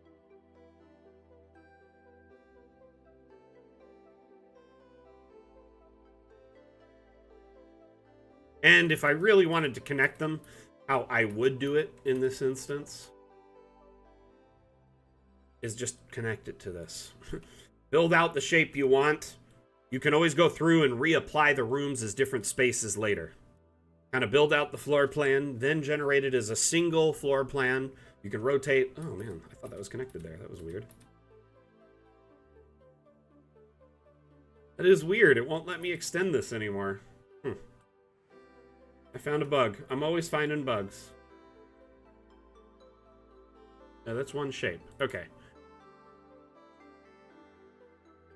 But essentially, notice I can rotate like this whole thing as one piece.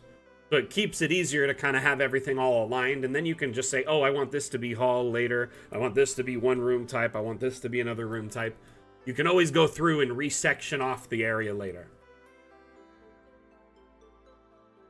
So, I mean, oh, I want this area over here to be a hovel. Done.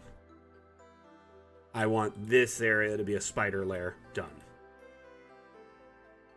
So once the shape's laid out, you can always recondition the areas to new stuff. Okay. So, moving on there. Let's see here. Can you show us the shape tools with the rooms that have holes? Okay, let's try that. We will try to do that. I don't know if I'll be able to do it, but I'll try. I've never done it before, so give me a break if I can't figure it out. So I've noticed that if you want to get perfect circular shapes, it's good to have nice even numbers. So here I went an 8 by an 8, right? I'm going to just generate this, and I'm going to make this a wizard tower.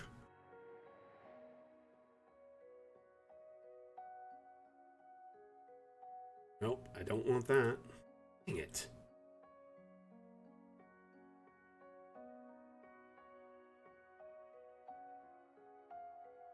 Made a mistake. In fact, actually, I'll just raise this up. It might be interesting this way. And we're going to generate this. Next, I'm going to select a section in the center.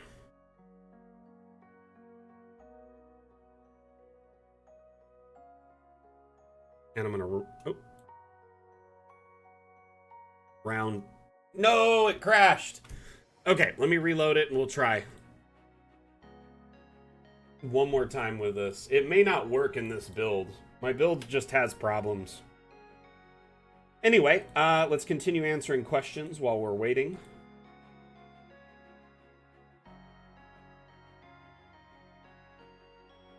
So second floors won't be supported by our AI until a future update, most likely the next one after Magic, i.e. Fun with Objects. But there's no guarantee how it'll function, what it'll entail, etc. You can build second floors by hand but right now using the objects, the structural objects available. There's like hundreds, not even, maybe even thousands of multi-level builds available on Steam Workshop that you can look up. There's castles, multi-levels, mansions, all sorts of towers, different things like that. I made a lighthouse myself. There's lots of different ones on there. So it's possible to do it, but you got to stack everything by hand, kind of like Legos or blocks. Disabling collisions is a pro move. You can start raising things up and down. And a lot of these objects stack on top of each other pretty neatly or can snap to each other, if that makes any sense. Anyway.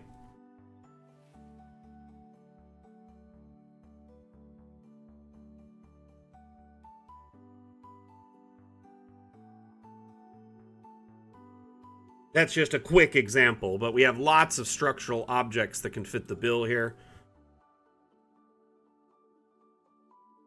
Here's something for, making a big, nice city wall. I really like these stone deals.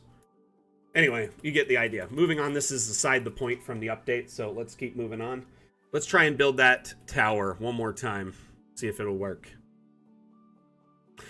I'm not going to do it with a wizard tower so we have more chance of it succeeding. I'm going to do it with a cathedral because that is a older room type. So it's more likely to not fail on a generation, okay? Do a cathedral.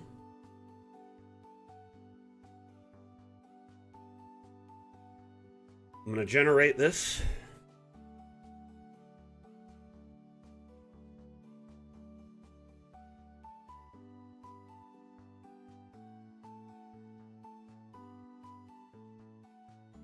Oops. Okay. Next, what I think we should do is now we could put like, oh, this is going to be creepy. Let's do a like a dungeon cell.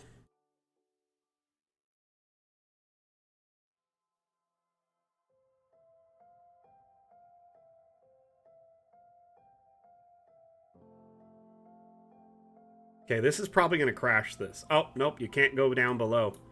It has to be on the same height there. So it won't let me sink it into the ground and make like a new subsection. It argues with it. See what this does. But you can have a circular room within a circular room. So imagine like the stuff you can start making.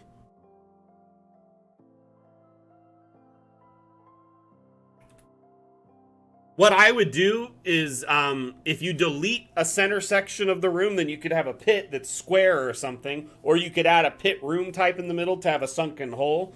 But that's really not what it's intended for at the moment. When you make a room at different heights, does that export to the JSON? Wolf Gold asks. Not currently, as far as I'm aware. And like, quite literally, Foundry just added level support like a week and a half ago. So I don't think it'll make it into this update, any support for it or any changes to the JSON export. It'll likely be in the next update when we start addressing multi-level ourselves, as it makes little to no sense to do it now. Let's see here. Luna the Third, so incoming flesh walls and floor. I don't think so. I don't think they made any, but if they do, it would be kind of cool, but also kind of gross. Highland last. Room height adjustment. Will there be a way of adjusting the height after the room is built? Only if after you generate the room, right after you generate it, you're like, I don't like this. Then you could quickly undo and lower it or sink it into the ground for that matter, and then generate it. But only while it's in the undo queue. That's the only time.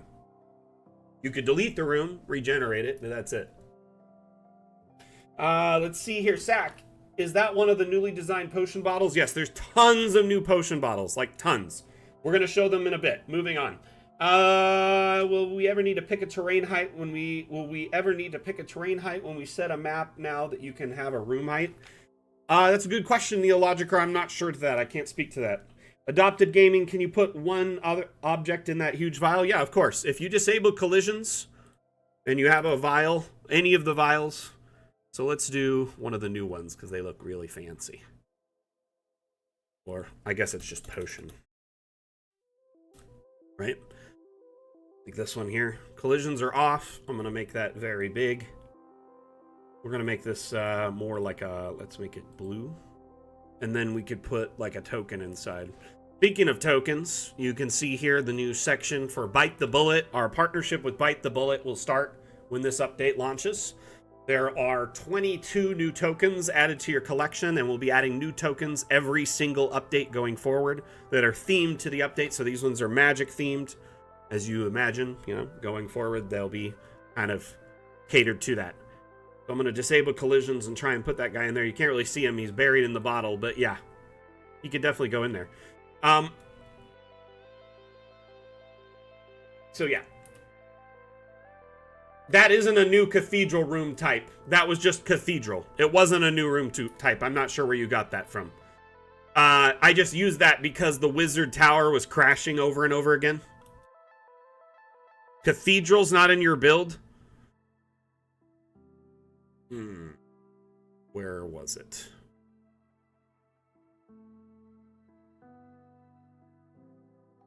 Cathedral's been in here for forever. Yeah, it's in Village. It's in Village, right? You don't have Cathedral? That isn't a new one. No way. I thought we've had that for a while.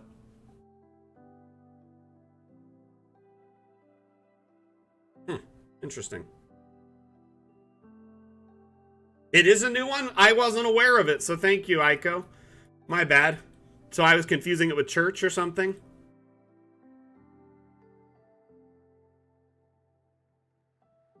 My bad, my bad. So 8 new room types then. Goodness.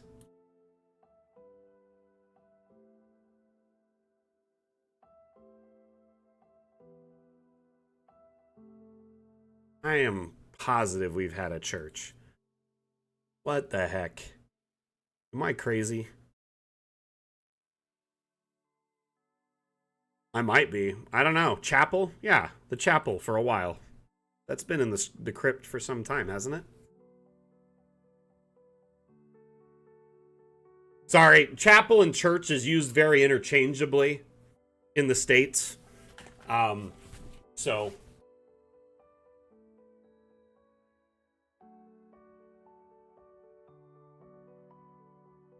Nomad Dice, I can't speak to that question, unfortunately. Now that we have round rooms, are there any plans to make a tree trunk looking wall option? That would be pretty cool.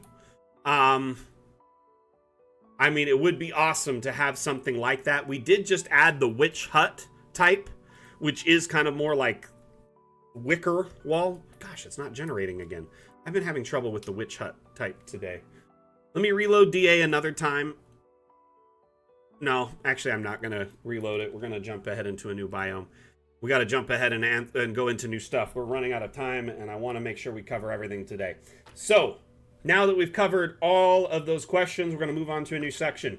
Object brush improvements.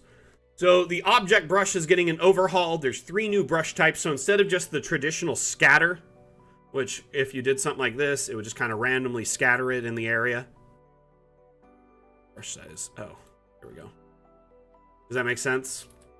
Now you have different options. So you have pattern, which it's nice straight patterning, as you can see. You have circle. So if you want like a quick, let's increase the density here. Just like that, you have like a quick impromptu fort. The spikes are great for this. You could also use this to say, maybe make a fairy ring. Something like that, really quickly. And then last brush type is the line brush, which allows you to quickly generate custom lines of objects instead of just the traditional scattering.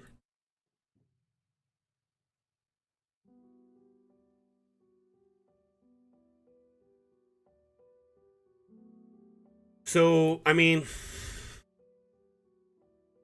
you know, maybe just like scattered ruins. Or maybe you want some nice, like, neat looking organized plants or something of that nature. Let's see what we got in here. Ooh, the pumpkin. Let's see if we could try that one.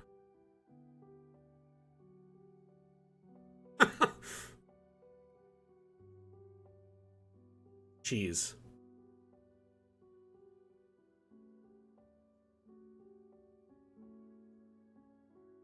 Let's kind of put it in the middle. But as you can see, it's a very nice, straight, gridded line, like grouping.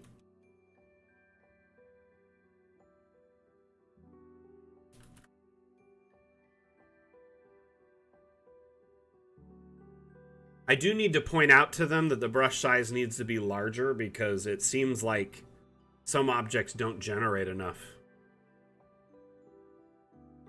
Oh, there, the density helps. Anyway. Cheese wall, cheese wall. Let's get down on first person and see how this looks.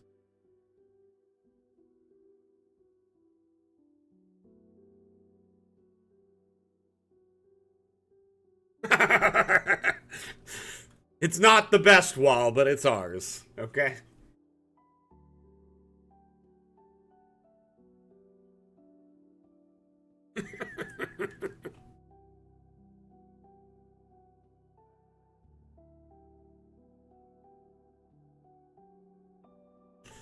But I see the object brush being used in lots of unique ways now. I mean, you can quickly, you know, generate like croppings of stone,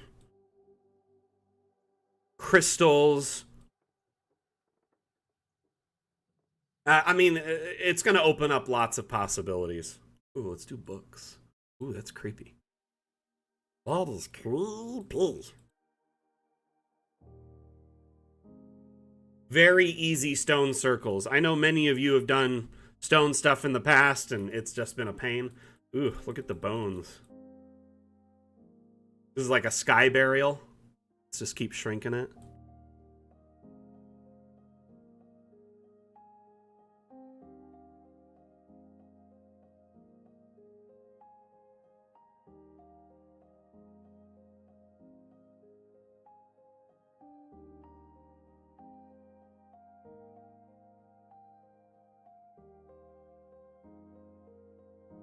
So now, you know, all sorts of stuff.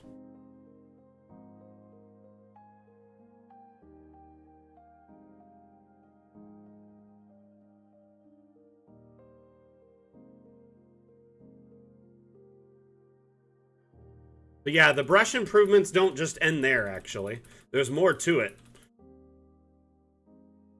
We'll just generate a new map. There is an advanced menu as well.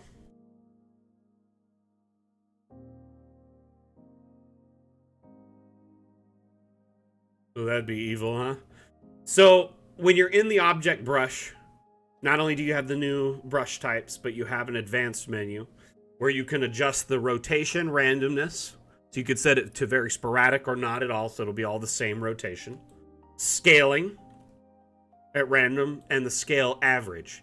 So what that means, depending on the object too, there's different stuff.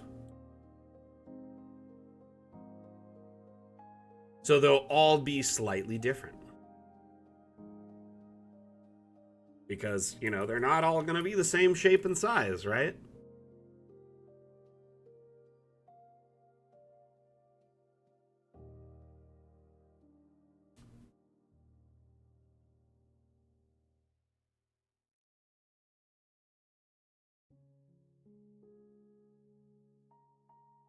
Now there's little ones mixed in with big ones. The nice little assortment. Isn't that neat? You can also just change the scaling randomness entirely so they're all the same size roughly. So the advanced options really expand what you can do with the brushes. Okay, so that is the demo for the object brush, which is a little bit sped up, but I think we covered it pretty effectively, showing what it can and can't do. I'm going to look at the document, make sure we have questions related to that. Pedro, yes, asks, will there be any plans to fix sunlight in buildings? Yes. You can actually address it right now with objects on the workshop. There's a few objects on the workshop that are like ceilings. I can't search in the workshop. We'll try and load another load a build and see. Asmodeus, if you could drop a link for that, that'd be amazing. And it's an invisible ceiling that blocks out the light, but our next update will most likely address that. Run amok. Does the new ability have this? Does the new update have the ability to set a theme for a building? Since I want to do a mansion, but want crystal theme? No, not at this time, unfortunately. Overdweller. The current selection of objects for the brush tool is fairly limited. Will we get access to all the objects for brushes sometimes later? There has been talks about allowing you to make custom object brushes. If it does come in an update, it would likely be fun with objects. I.e., you can create a palette of objects and use them in a brush, so you can pick and choose, say, 1 to 5 objects and maybe up to 10 and then make a brush out of them. But I'm not sure for sure if that'll happen in Fun with Objects. Anyway, okay, moving on to the next bit of the demo. We've shown the object a brush. Let's show improvement, the new effects. To do this, I actually want to load up the Fey biome. Hey, KO'd, how are you? Long time no see. So is everyone impressed so far or not impressed so far with the update and what's going to be offered? I'm curious on your thoughts. Do you think it'll be a good update or do you think it'll be average?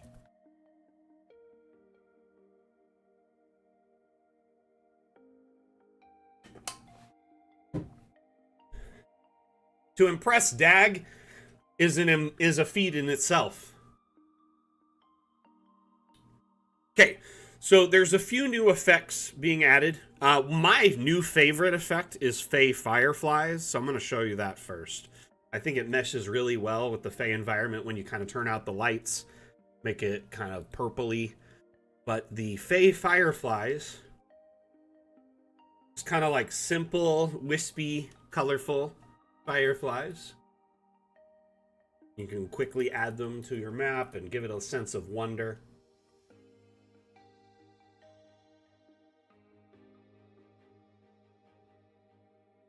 Aren't they adorable? Like, just perfect. They got like a little fire, like a little fairy shape to them. I like them. I think they're great.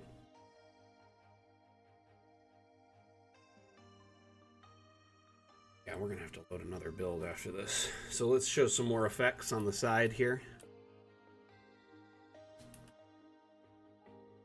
Oops, wrong tab. There is the yellow fog, which, ooh, it looks like red here because of the filter. But the yellow fog, I think, is a great, like, option for, like, putting next to mushrooms. So it just kind of looks like a little bit of a, like, oh, it just shot out some spores or something like that. Or there might be spores lingering in that area.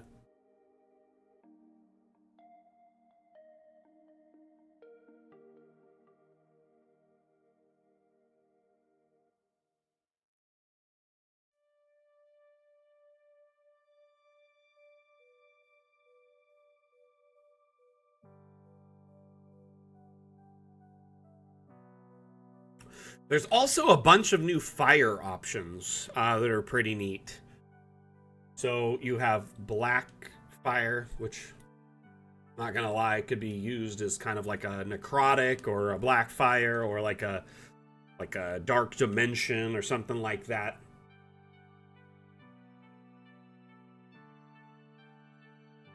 There's blue fire, which also could be used for cold. You mix that with like a little bit of regular fire. Look really nice.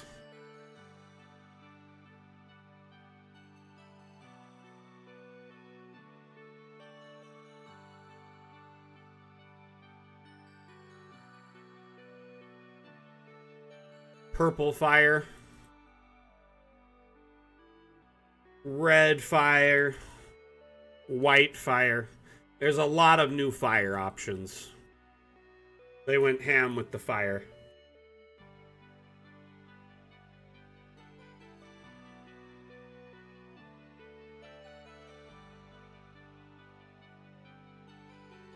Noticing that YouTube chat isn't showing at the moment. I'm going to refresh chat.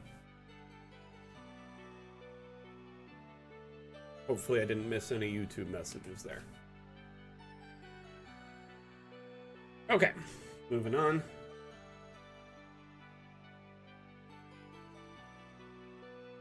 Let's make it dark so those fires really burn and pop.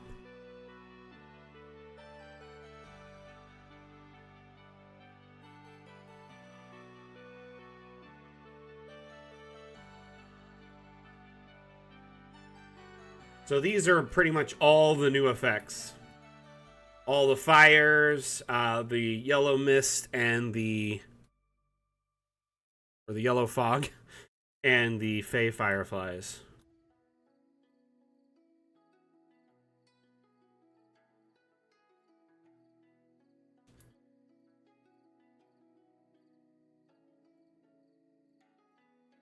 All right. Let's see here. That is all the effects. So let's move into quality of light. Actually, let's take a break to answer questions related to effects and to, yeah. All right. So, quick questions. I saw they gave you the workaround, Avalissa, for the Z-axis of effects by putting it on if you put it on an abstract object. This is the workaround for now. So take an abstract plane like this, right? Place it out. You can disable collisions, make it nice, big. And then if you place effects on this plane, so in this case, let's do the fey fireflies, right? A bunch of them on this plane. Now, I'm going to go back to the object panel. We got this circle. If I move it, they move with it. That includes raising it up, moving it down. And if you insert a blank PNG into these abstracts, it now becomes invisible. So now it's raised up to that higher level. You can do that with any effect. It is a weird workaround for now, but hopefully we'll have a solution in the future. For right now, there isn't. And if we do, it'd probably be fun with objects that we try to address it, or maybe tricks and traps. Which is a future update. I can't really speculate as to when it will happen. With all the new lighting effects, does DA properly export to... Chaos, I don't think the color or the flickering is included yet in the exports, but I do think now that Foundry's up to V12, it warrants us making some overhauls to the export data and the JSON, both for height, like verticality, because they added levels and it's stock now, and they have now effects for flames and lighting, which been for like the last update or two since like V10, I think they've had that, so it probably warrants us taking a closer look.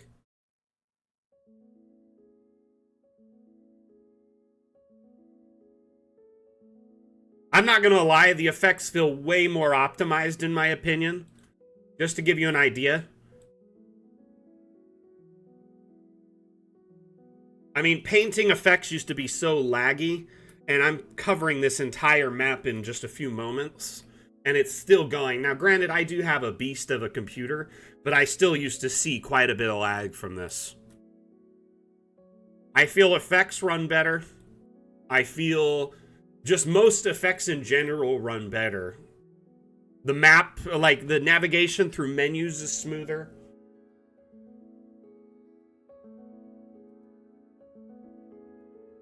Let's see.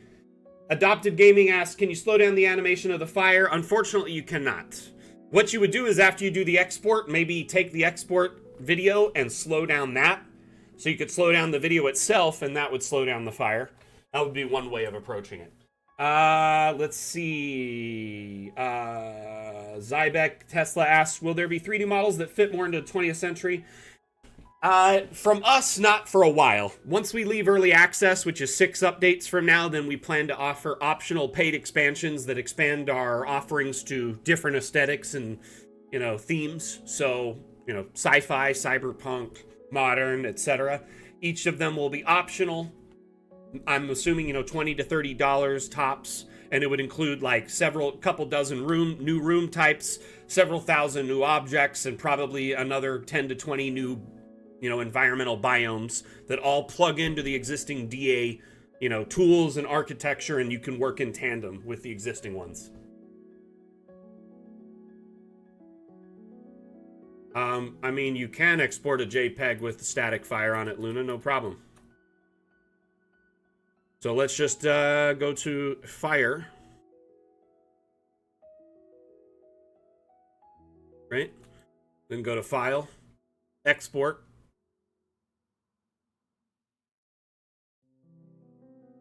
Honestly, I do feel like me finding that big bug and them updating to the Unity build fixed a lot of other tertiary like issues. Uh-oh, this might have crashed. Yeah, you can export as an image. So set it to image only, right? When you export, or depending on your platform, say you're doing Foundry, you want to export as an image. You have video options or an image, and then it'll just be a static flame on top of it. Does that make sense?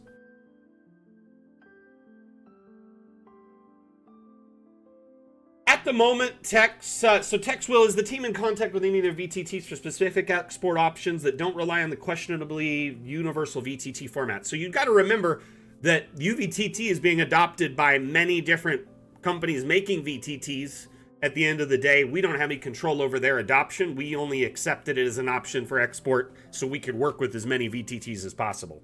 That being said, it is limited. It's image only, no animation, limited in the amount of objects and interactions it can have on it. I totally understand. That being said, being universal does have its benefits.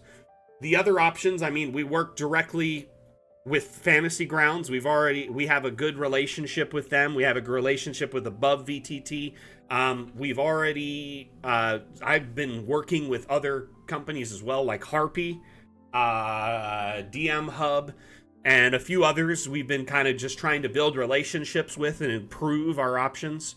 I think we're working on an export for dynamic dungeons as well. So we're always looking to improve our export menu and the options available.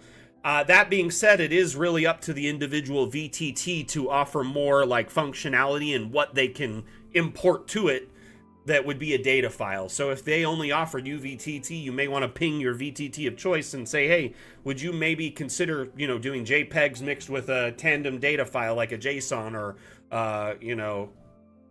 something of that nature. Does that make sense?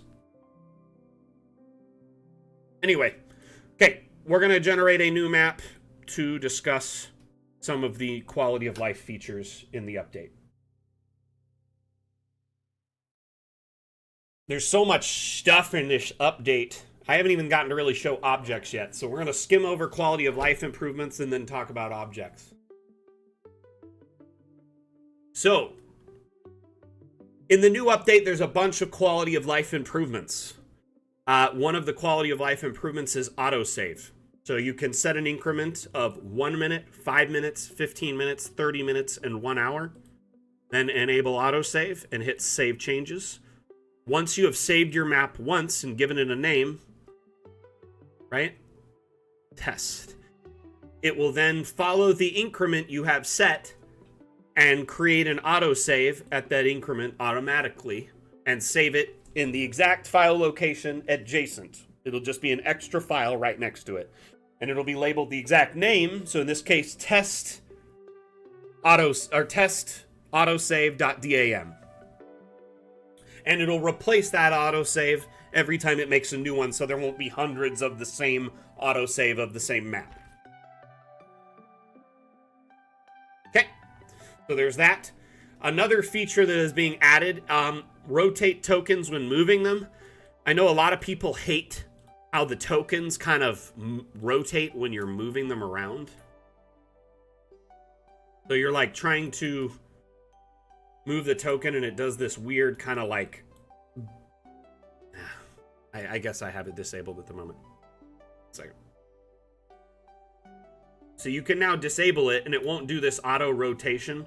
So essentially it will no longer do this weird jump all over thing, which a lot of people have asked for. And now you can just disable it. And now it moves on the axis you want. It'll only rotate when you want it to, etc.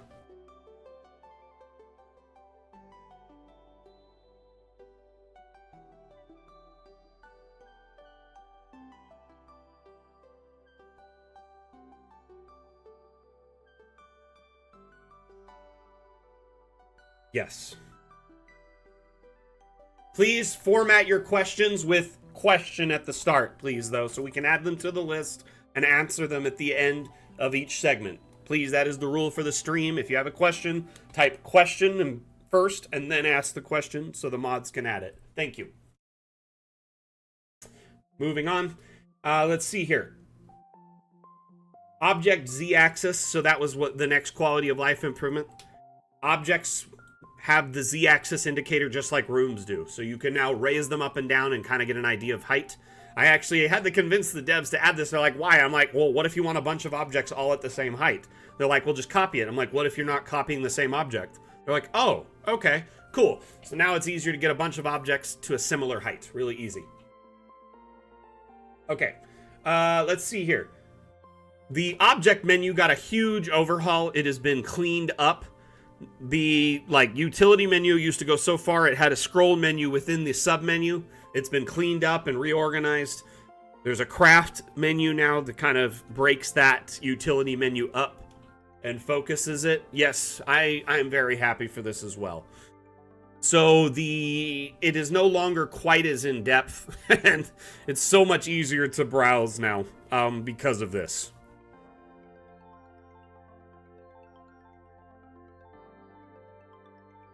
It's not a major, huge, tons of change, but it is a big, improvement overall to quality of life. Let's see here. Steam Workshop improvements. This is my favorite quality of life improvement, if I had to say. Oh my gosh. Okay, let me try loading a different build to see if we can get into the workshop. One moment. While that's happening, I'll answer questions temporarily. DM Tails question's already been answered. Let's see here. Asset, is there a way to set up only select tokens as a busy map you can't? You know, that is a good thing to add later on. I would hope maybe as we go into like VTT Lite, maybe you could have a player only mode, so it's like only the tokens can be selected and moved and nothing else gets interfered with. In the DM screen, you could make adjustments to the map on the fly as they interact with it, move objects around, etc., open doors, things like that.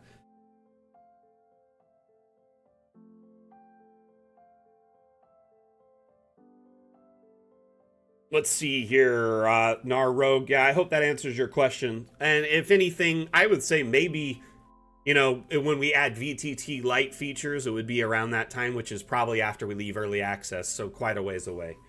Denari, if you manually save during the save timer, they're separate saves, Denari. No, the save timer is on its own timer, independent. So if you did a Control-S save, that master save would be saved independently from the autosave, and the autosave would just save on its own increments still. Let's see here. Sack, if you uploaded assets that are now cleaned up or removed category, I think the categories just got shifted to a new location. The categories didn't get removed. They're just kind of spread out now. Because, like, crafting used to be under utility, and now it's not. It's its own category. So it's essentially just moved. That's all. Sapala, are you saying there's now so many objects that you had to... Yeah, kind of. Kind of. There was 600 plus new objects added in this update, and it put us over 4,000, I think. 4,200 total, I think.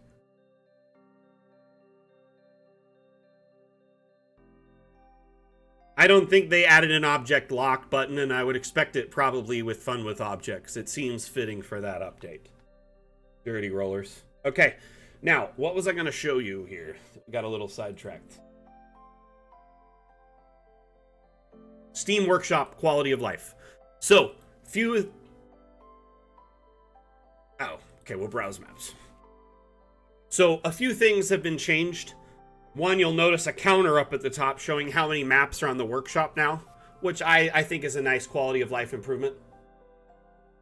Another huge quality of life improvement with the workshop is when you're browsing, let's say when you used to be, say, 15 pages deep, and you opened a map like this one, and if you press back, remember what would happen? It would go to the first page. Now it goes right back to where you were. So it actually remembers where you were browsing and returns to that browse order, which is amazing, and it even shows exactly where you were in the scroll order. So that is a huge improvement in my opinion. Like a massive improvement to the browsing experience. Dirty rollers, dude, I know you want it so bad, and it's likely coming with Fun with Objects. So another improvement with this is there's a few things happening with the workshop browsing experience, obviously, you can see.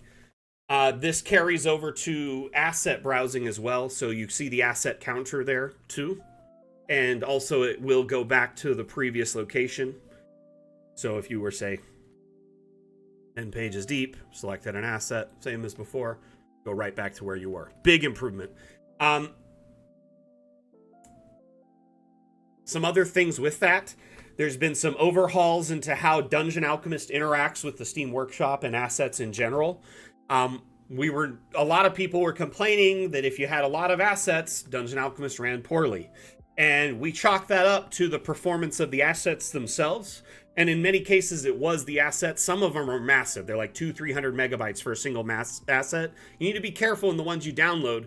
Some of them are really small in size. Others are massive. So, you know, think of them like mods, right? For a game, the more mods you have, and depending on the mod's quality and performance, it may not run optimally. But we've increased their performance overall, and by that I mean you can download tons of assets and it won't really negatively affect your performance with DA as much anymore. I didn't get into that. Thank you. The main thing I've noticed is I went through and downloaded like 1,200 assets. That's like 1/3 roughly of the workshop. Well, now we're over 4,000. At the time we were at like 3,600. So it was roughly 1/3 at the time, and I could load DA from a desktop icon in less than 40 seconds. So that will increase performance. Keep in mind, if you kind of have a older computer or a slow computer, you'll still kind of see a lack of performance, you know, if you have tons of objects, but it'll be improved overall. And when you first load DA for the first time in the new update, it'll actually show an optimization screen with like a progress bar as it optimizes each asset for you. Let's see here. Next.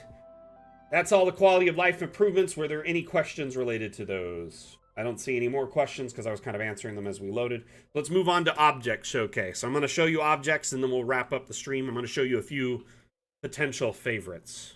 Cool. Stream ran a little long today, but you know what? It was for the best. I don't mind running long today.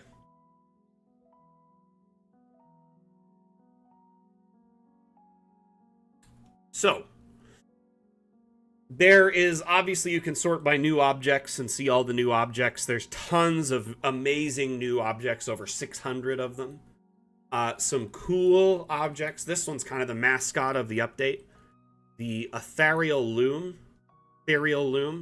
This is kind of a prop from one of Whim's campaigns. Apparently it's based off of something from their campaign. And this is a mythical being that essentially weaves time and space into existence.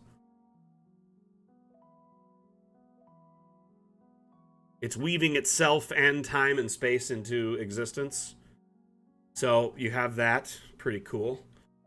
This here, the Amulet of Table, is very cool magical item. Tiny little amulet, right? Hit play on it. It expands and is a decorated table, which you could change the decorations of. So let's say you wanted to gift your players with like a portable little workshop, a little alchemist workshop, right? So it'll sink them into the table and pop back out later. So you could have like a combination, you know, like a little loot, you know, it could be their pocket change and it opens up as a table, a little crafting table, a little portable food, like, you know, thing.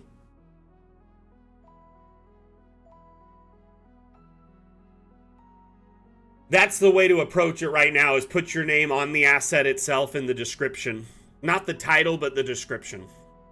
But yeah, unfortunately, the search by author didn't make it into this update. There was a few Steam Workshop quality of life improvements that I wanted to see in this update that didn't make it. One of them was an indicator if the object was from the workshop, just like a UI element. Another one was the ability to hide all Steam Workshop downloads with just like a setting, like a click. And yeah, the other one was to search by author. And the last one is I wanted to search by map collection, because you can search by asset collection, but not map collection, which makes no sense. So I wanted that as well, but it didn't make it in. There was just too much focus on the bug fixes for the migration from the Unity, you know, old build to the newer Unity build, as well as getting round and diagonal rooms working was more of a priority than, you know, minor quality of life adjustments. So, let's talk about the new tokens from Bite the Bullet. There's 22 new tokens. There's some monsters. We've got like some skeletons here.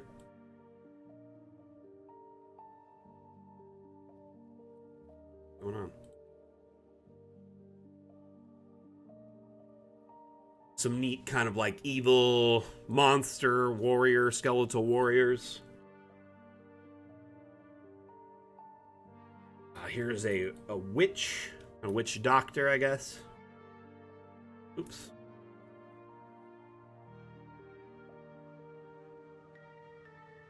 The Turtle Druid is one of my favorites.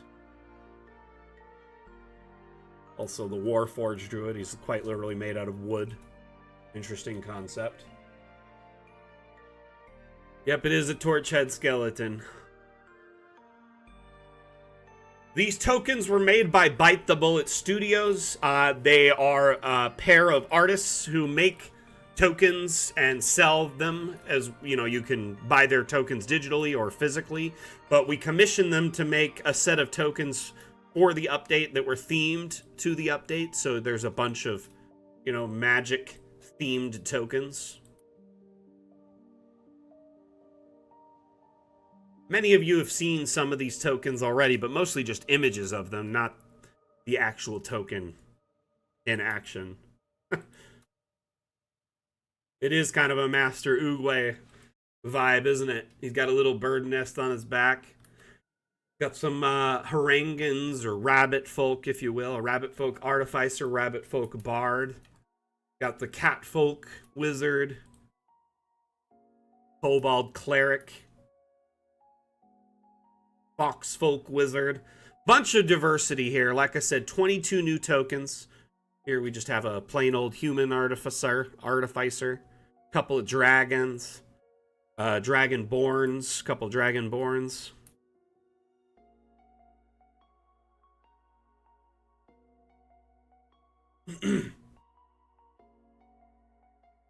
So those are all the new tokens for the most part. Excuse me. They'll have their own menu adjacent to Hero Forge, but also they'll be sorted into the various categories. Next, let's look at some other objects here.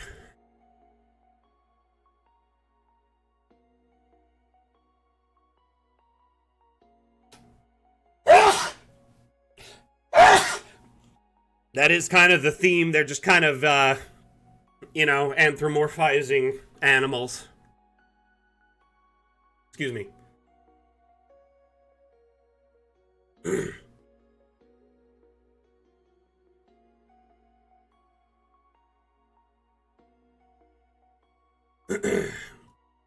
Oh yeah. This, the Wandering Secret Door has been added, and you can use it as an opening closing token. So you could put this door anywhere, first off, and it is a token. So you can just have a door in the middle of nowhere. Excuse me.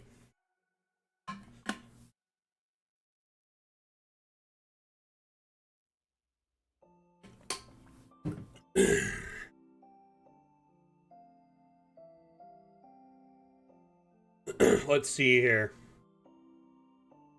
Let me show you some of the new books, because there's a lot of new books. And by that I mean a lot. So, before we only used to have like this brown book, right? And it was like vertical and that variation in vertical, and that was it.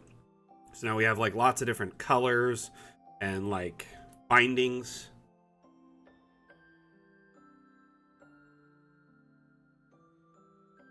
Some are more detailed than others. Like a Tree of Life looking thing.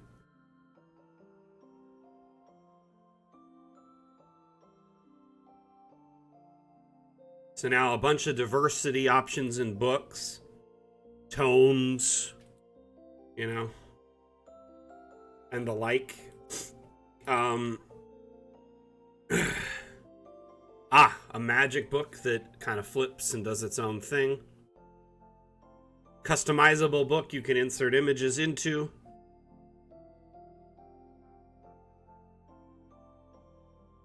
Wait. Oh, that only went around the border. Bug. No, it's got to be there. So we'd have a map there. You could customize the border, though. That's really cool.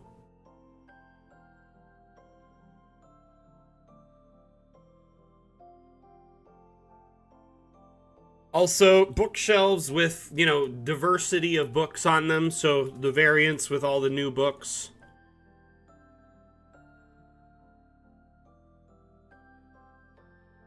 Some of the books as stacks next to each other. So you can kind of mix these tomes into your libraries.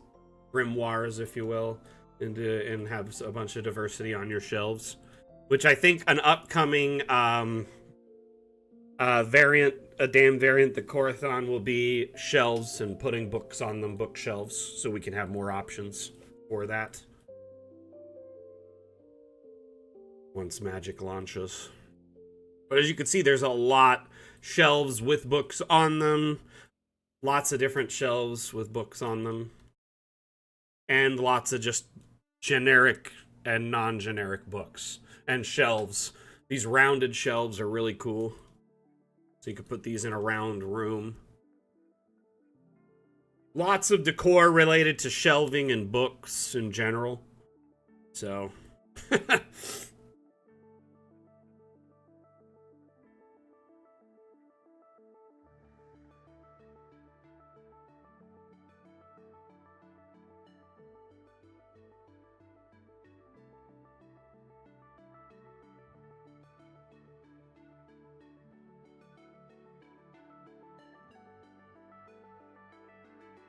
doesn't take long at all to really, you know, mix it up.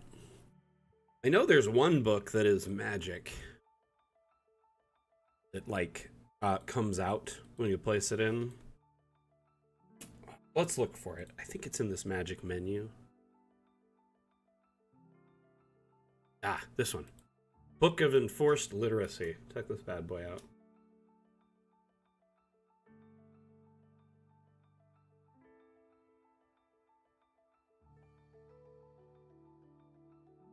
I don't know what causes it to happen or trigger, but once in a while, I guess. Blazing Codex. I mean, there's so much diversity in books in general.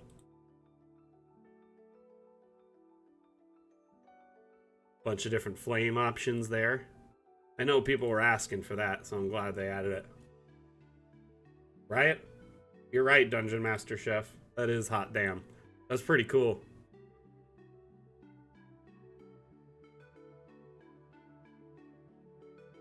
The fire spout. You can add this to like a wall or anywhere and have it be like a trap. So here, let's put like this golem. Give him a fire spout.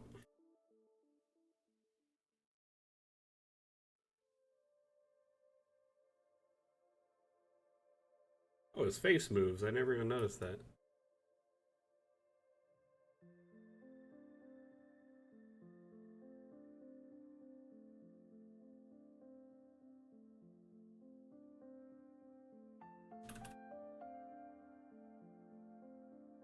So, lots of books. Let's take a look at the cloak. So there's these new cloaks, right? But there is an abstract version of it, which I'm hoping that there should be templates soon that you can plug in custom skins and make your own cloak. Yes. Abstract cloak. So just like the other... I think there is a book made of plates, actually. Moving back, there is a metal-plated book. This one here. Or one solid plates. I don't know if the... I mean, eventually maybe, but yeah, there is one that is wrapped in metal, at least for now. So you'll be able to insert custom images into this. Let's see here. I think Wim actually sent me some of these, so let's... Yep. So you can, like, I inserted that one in there custom.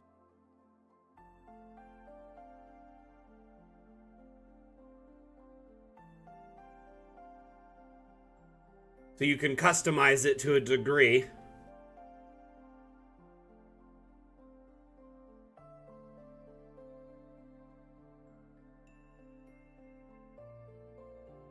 I wish these were labeled as to which part they were.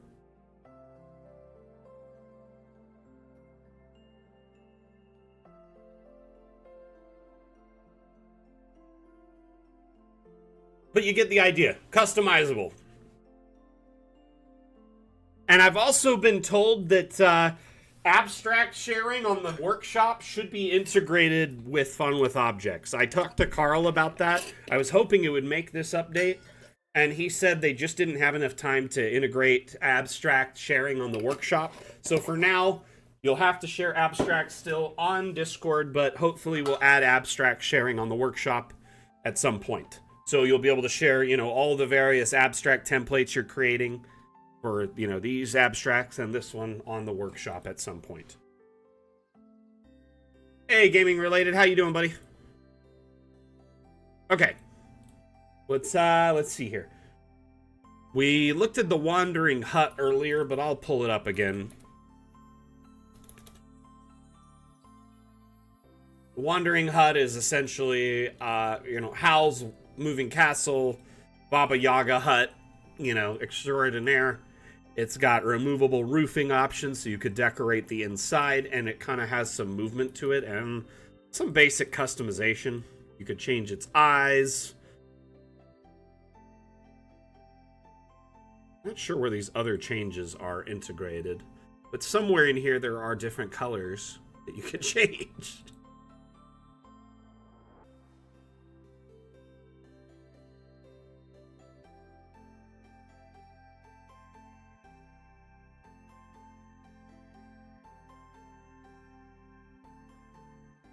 I know there's a lot of new floors for all the new room types, I don't know if there was any new rugs, to be honest with you.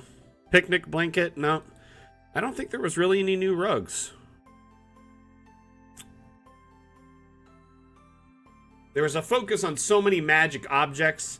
I'm sure, like, basic things kind of got thrown under the rug, if you will. Okay, let's look at potions, though. There is a lot of new potions. Cauldrons and potions. All the potions bottles got an overhaul. So they essentially have this nice new amazing glass and liquid effects. And almost every new potion you could change out the potion type inside. So you have essentially thousands upon thousands of options. I think there's like 20 or 30 new potions mixed with the old types, and then the fact that you can change the color on many of the new ones, and some of the old ones have the, hue shifting and stuff. So between that, I would say it's almost an infinite amount of customization when it comes to potions.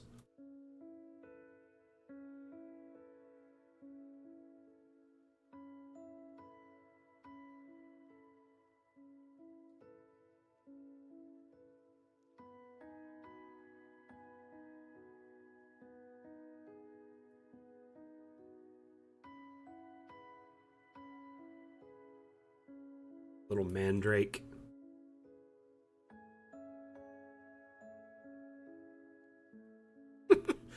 Couple mandrakes.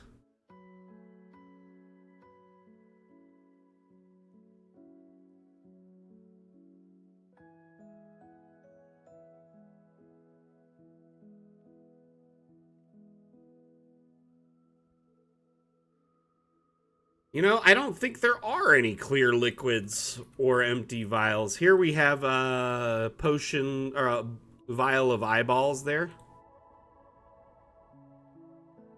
Let's see if any of these can be empty. It would be nice to have just empty, I don't think there are any clear or empty. Those are good suggestions for the devs. If they don't make it in with this update, they likely will make it into Fun with Objects. But as you can see, there are literally tons of new potion options.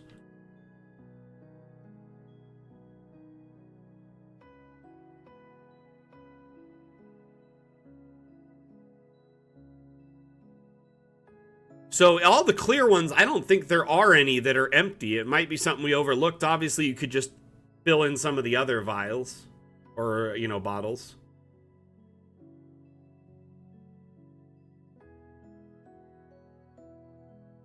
But yeah, it would be nice to have some that were just empty. I'll ask them if we can add some options like that. But I don't know if it'll make it before the update launches, I'm afraid. We're kind of in the home run stretch before the, the update. We're in the last 11 days, so hopefully we'll get it, but I don't know if we will. Okay, let's see here. One particular thing I really wanted to show you is this portal. We're adding a bunch of portals. Any, arch can be a portal, but they also added a bunch of, physical object portals. This one's my favorite for several reasons. It's this nice stone pedestal, but you press the play button and then it lifts up into this cool spinning portal. Doesn't look like there's any portal options in this build. I could have sworn you should be able to change between all the portals. Maybe it's just stuck on this particular. But isn't that kind of neat? It almost looks like Contact. Reminds me of Contact, the movie Contact. Jodie Foster. They make a cool spinning thing, and it's like a Stargate, essentially. Okay, moving on. Excuse me.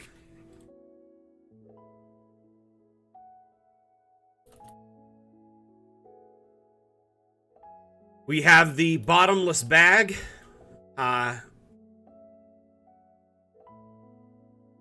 When you open the bottomless bag, it gives you room for other objects to store inside of it.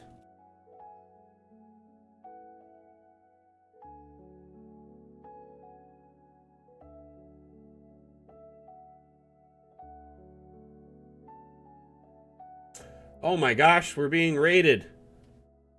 Nikki, hey, thank you so much. Appreciate the raid. Hello, NNO crew. Much appreciated. We're actually just showing off our bottomless bag here, which is essentially, you know, a copyright safe bag of holding, if you will, I guess.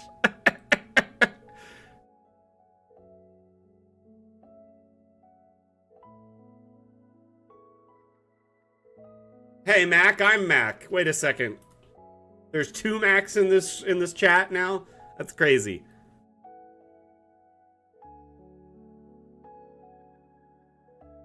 Darksteel, magic. You're asking way too many questions. Just magic. Magic. That's it. But yeah, this is called the bottomless bag. There's quite a few objects that have this shrinking stowaway effect, if you will, in the next update. The bottomless bag is one of them. We showed the amulet of table earlier. Great little custom homebrew magic item that you could decorate so they could have like a little feast in their pocket. Or you could have a little portable workbench or something like that. So you can decorate it, collapse it, and then expand it later with the new objects. There was one other one of these. Oh, this one's awesome. Okay, Tazel's Fortified Tower is my favorite.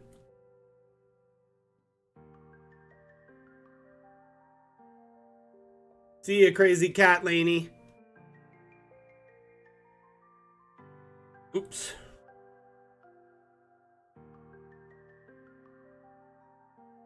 Never need an instant fortress?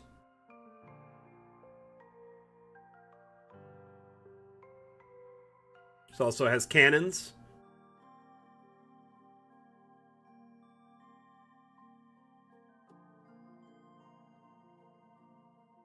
Well, then he better hope that the magic word can't be heard by the item inside of his stomach.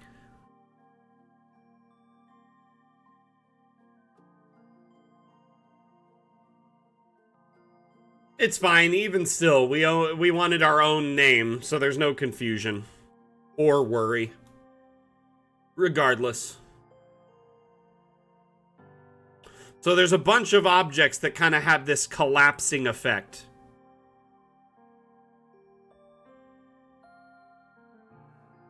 Oh, here's another portal, the Druidic portal.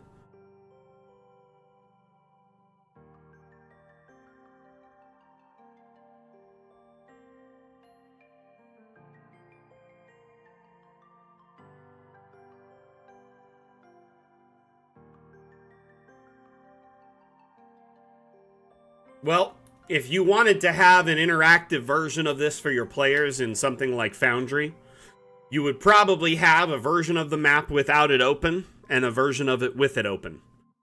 And then essentially, once they open it, you would have like an interactive, like Monk's active tiles to trigger the new scene with it open. We do eventually plan to offer tile exports, but that's in the future.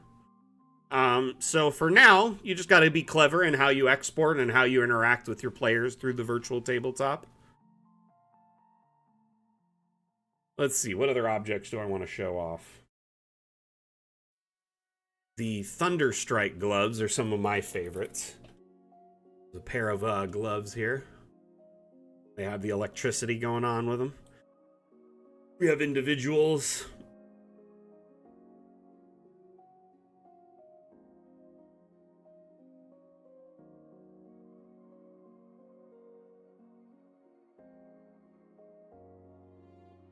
Yeah, you could do something like that too, Neologiker.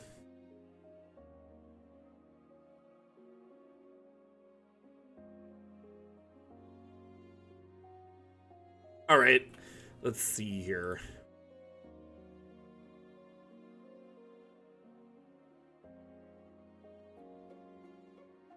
Hmm. Oh, there's some round new objects being added in. Oh, they didn't be added into round constructions yet. Okay, so there's like a round staircase, and some different round stairs being added to help accommodate the new round structures you can make. Because these are upstairs, they can be placed almost any level.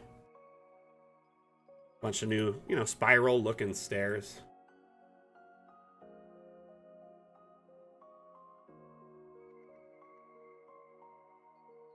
See, I was under the impression that any of our new portals can be adjusted, so I could be wrong, or my build may not have the option to adjust the stone portal. But even like the moon gate, you should be able to adjust it. Oh, maybe not. Okay, maybe not. Maybe they overlooked that. But I was under the impression that it was that case. Also, let's say you do just like a regular room, right? So let's add a, here, we'll just do a magic shop.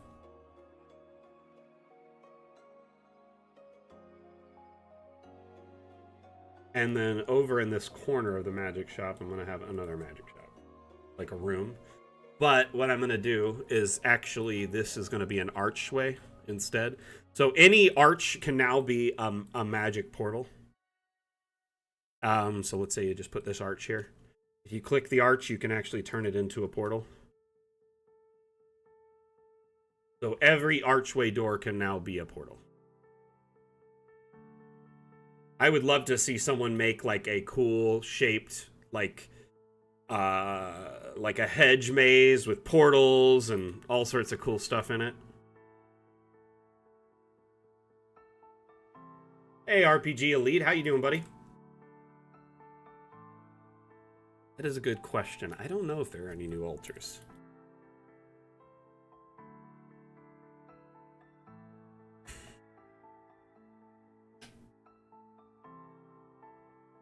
I don't think any of these are new. Skeletal altar, no, that's old. I don't think there are any new altars. There is a magic mouth, yes, and it's annoying. You can actually apply it to the wall, yep, and it just kind of mutters and does its thing. So that's a great, medium for a magic mouth.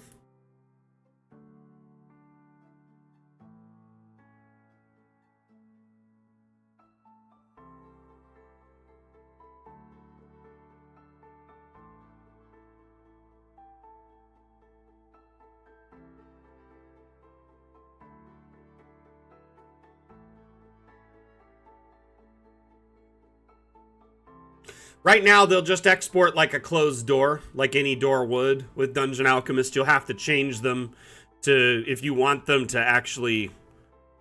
Sorry. Okay, so when you export a door in Dungeon Alchemist, as long as it's in a closed state, it will block vision. Yes, that should answer that question. There's some rounded bookshelves being added.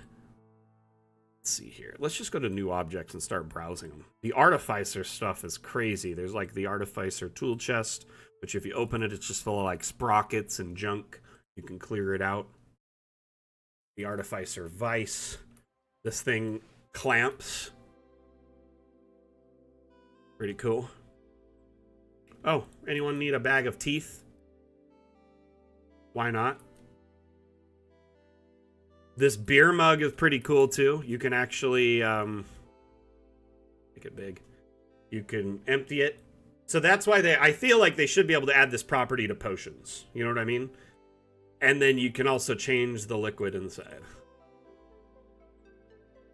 to a variety of different liquids. I don't know if that'll apply to every single whatever drinkable, but at least to some. So there's like all these weird little artificer sprockets and doodads. Just things that are like whatever. You could put in a workshop and they'll fit in anywhere in a shop. Bolts and whatnot. We talked about books and shelving a bit ago, so we're going to skip past that. Ooh, I like these. The boots of getting lost. Here we have a brain. Very detailed and textured there. Got a couple of brooms. One that leans against the wall and one that is just a hovering kind of broom of flying. You can see it moves a little bit.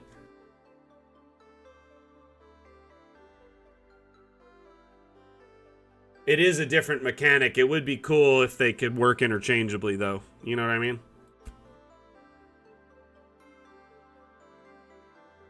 There's these chicken foot things, so you could just add them to any structure if you wanted to.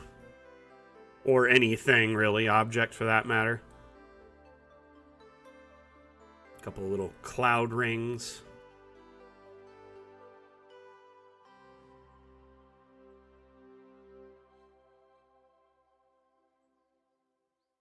The leather couches got improved and updated. They got a facelift. These have been around since, like, the first build, and now they've, like, instead of having, like, hue shifting, you can actually change them. Really go through and customize them. Look really fancy. This containment chest is cool. So it like is a big, like a multiple lock box. Here we have, this thing has so many options for it.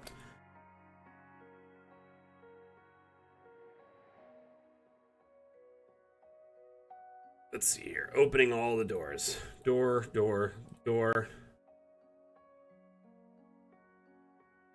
Where's the front door?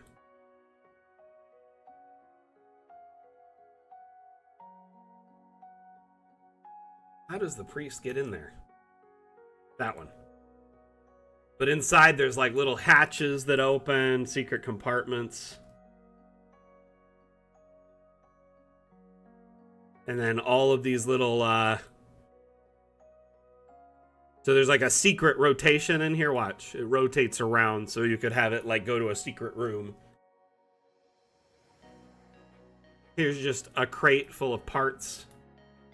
There's lots of little odds and ends, doodads, if you will. Creature in a jar. Ooh, I never even saw this before.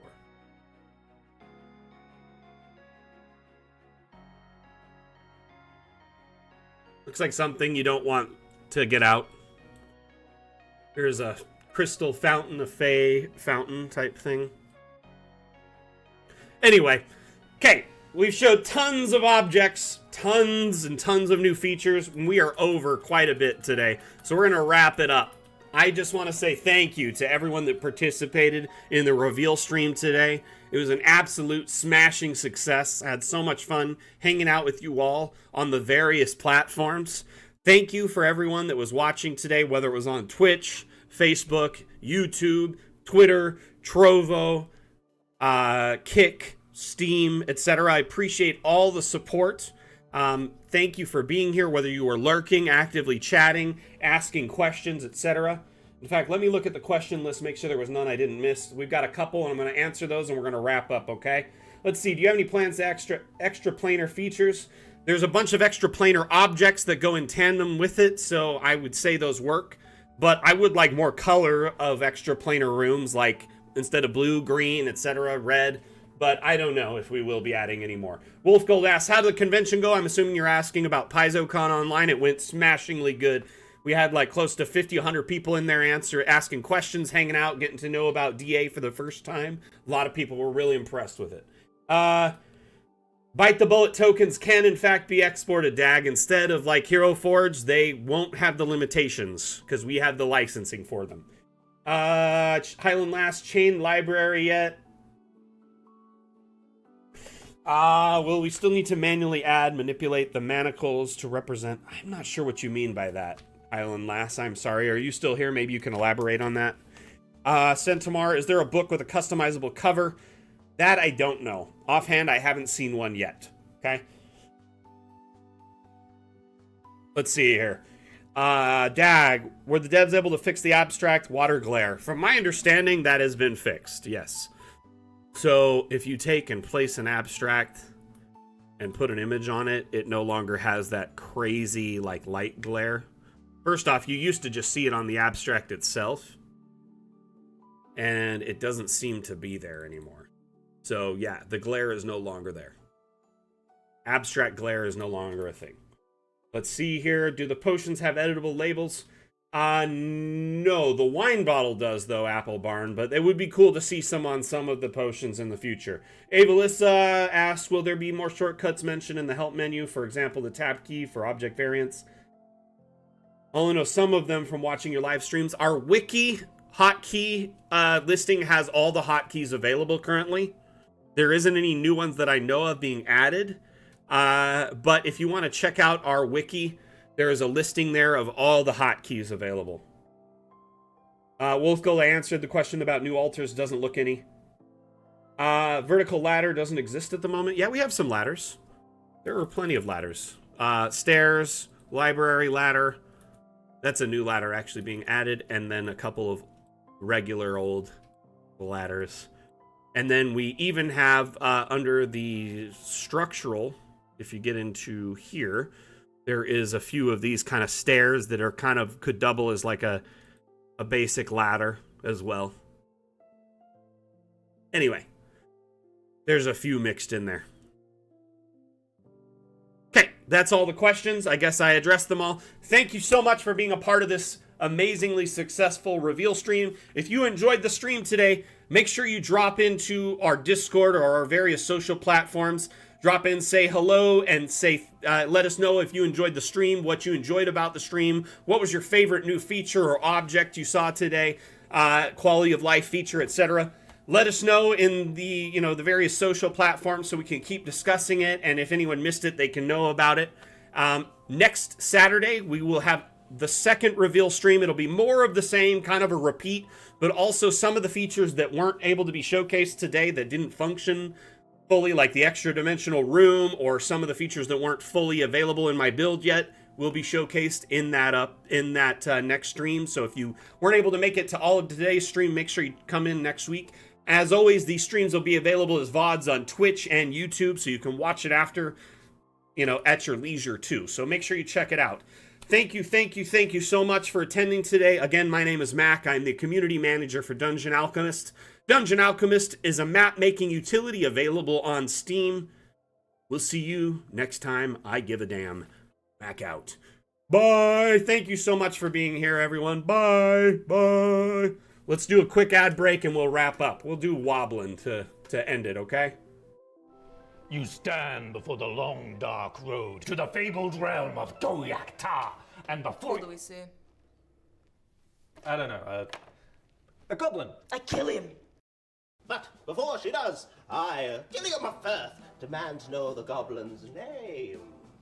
Hi, my name is Woblin. Where do you live there, Woblin?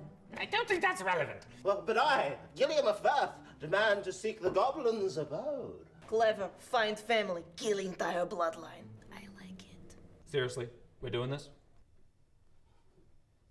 Okay, well, won't be needing that anymore, will I? Ever get caught by your players with your pants down?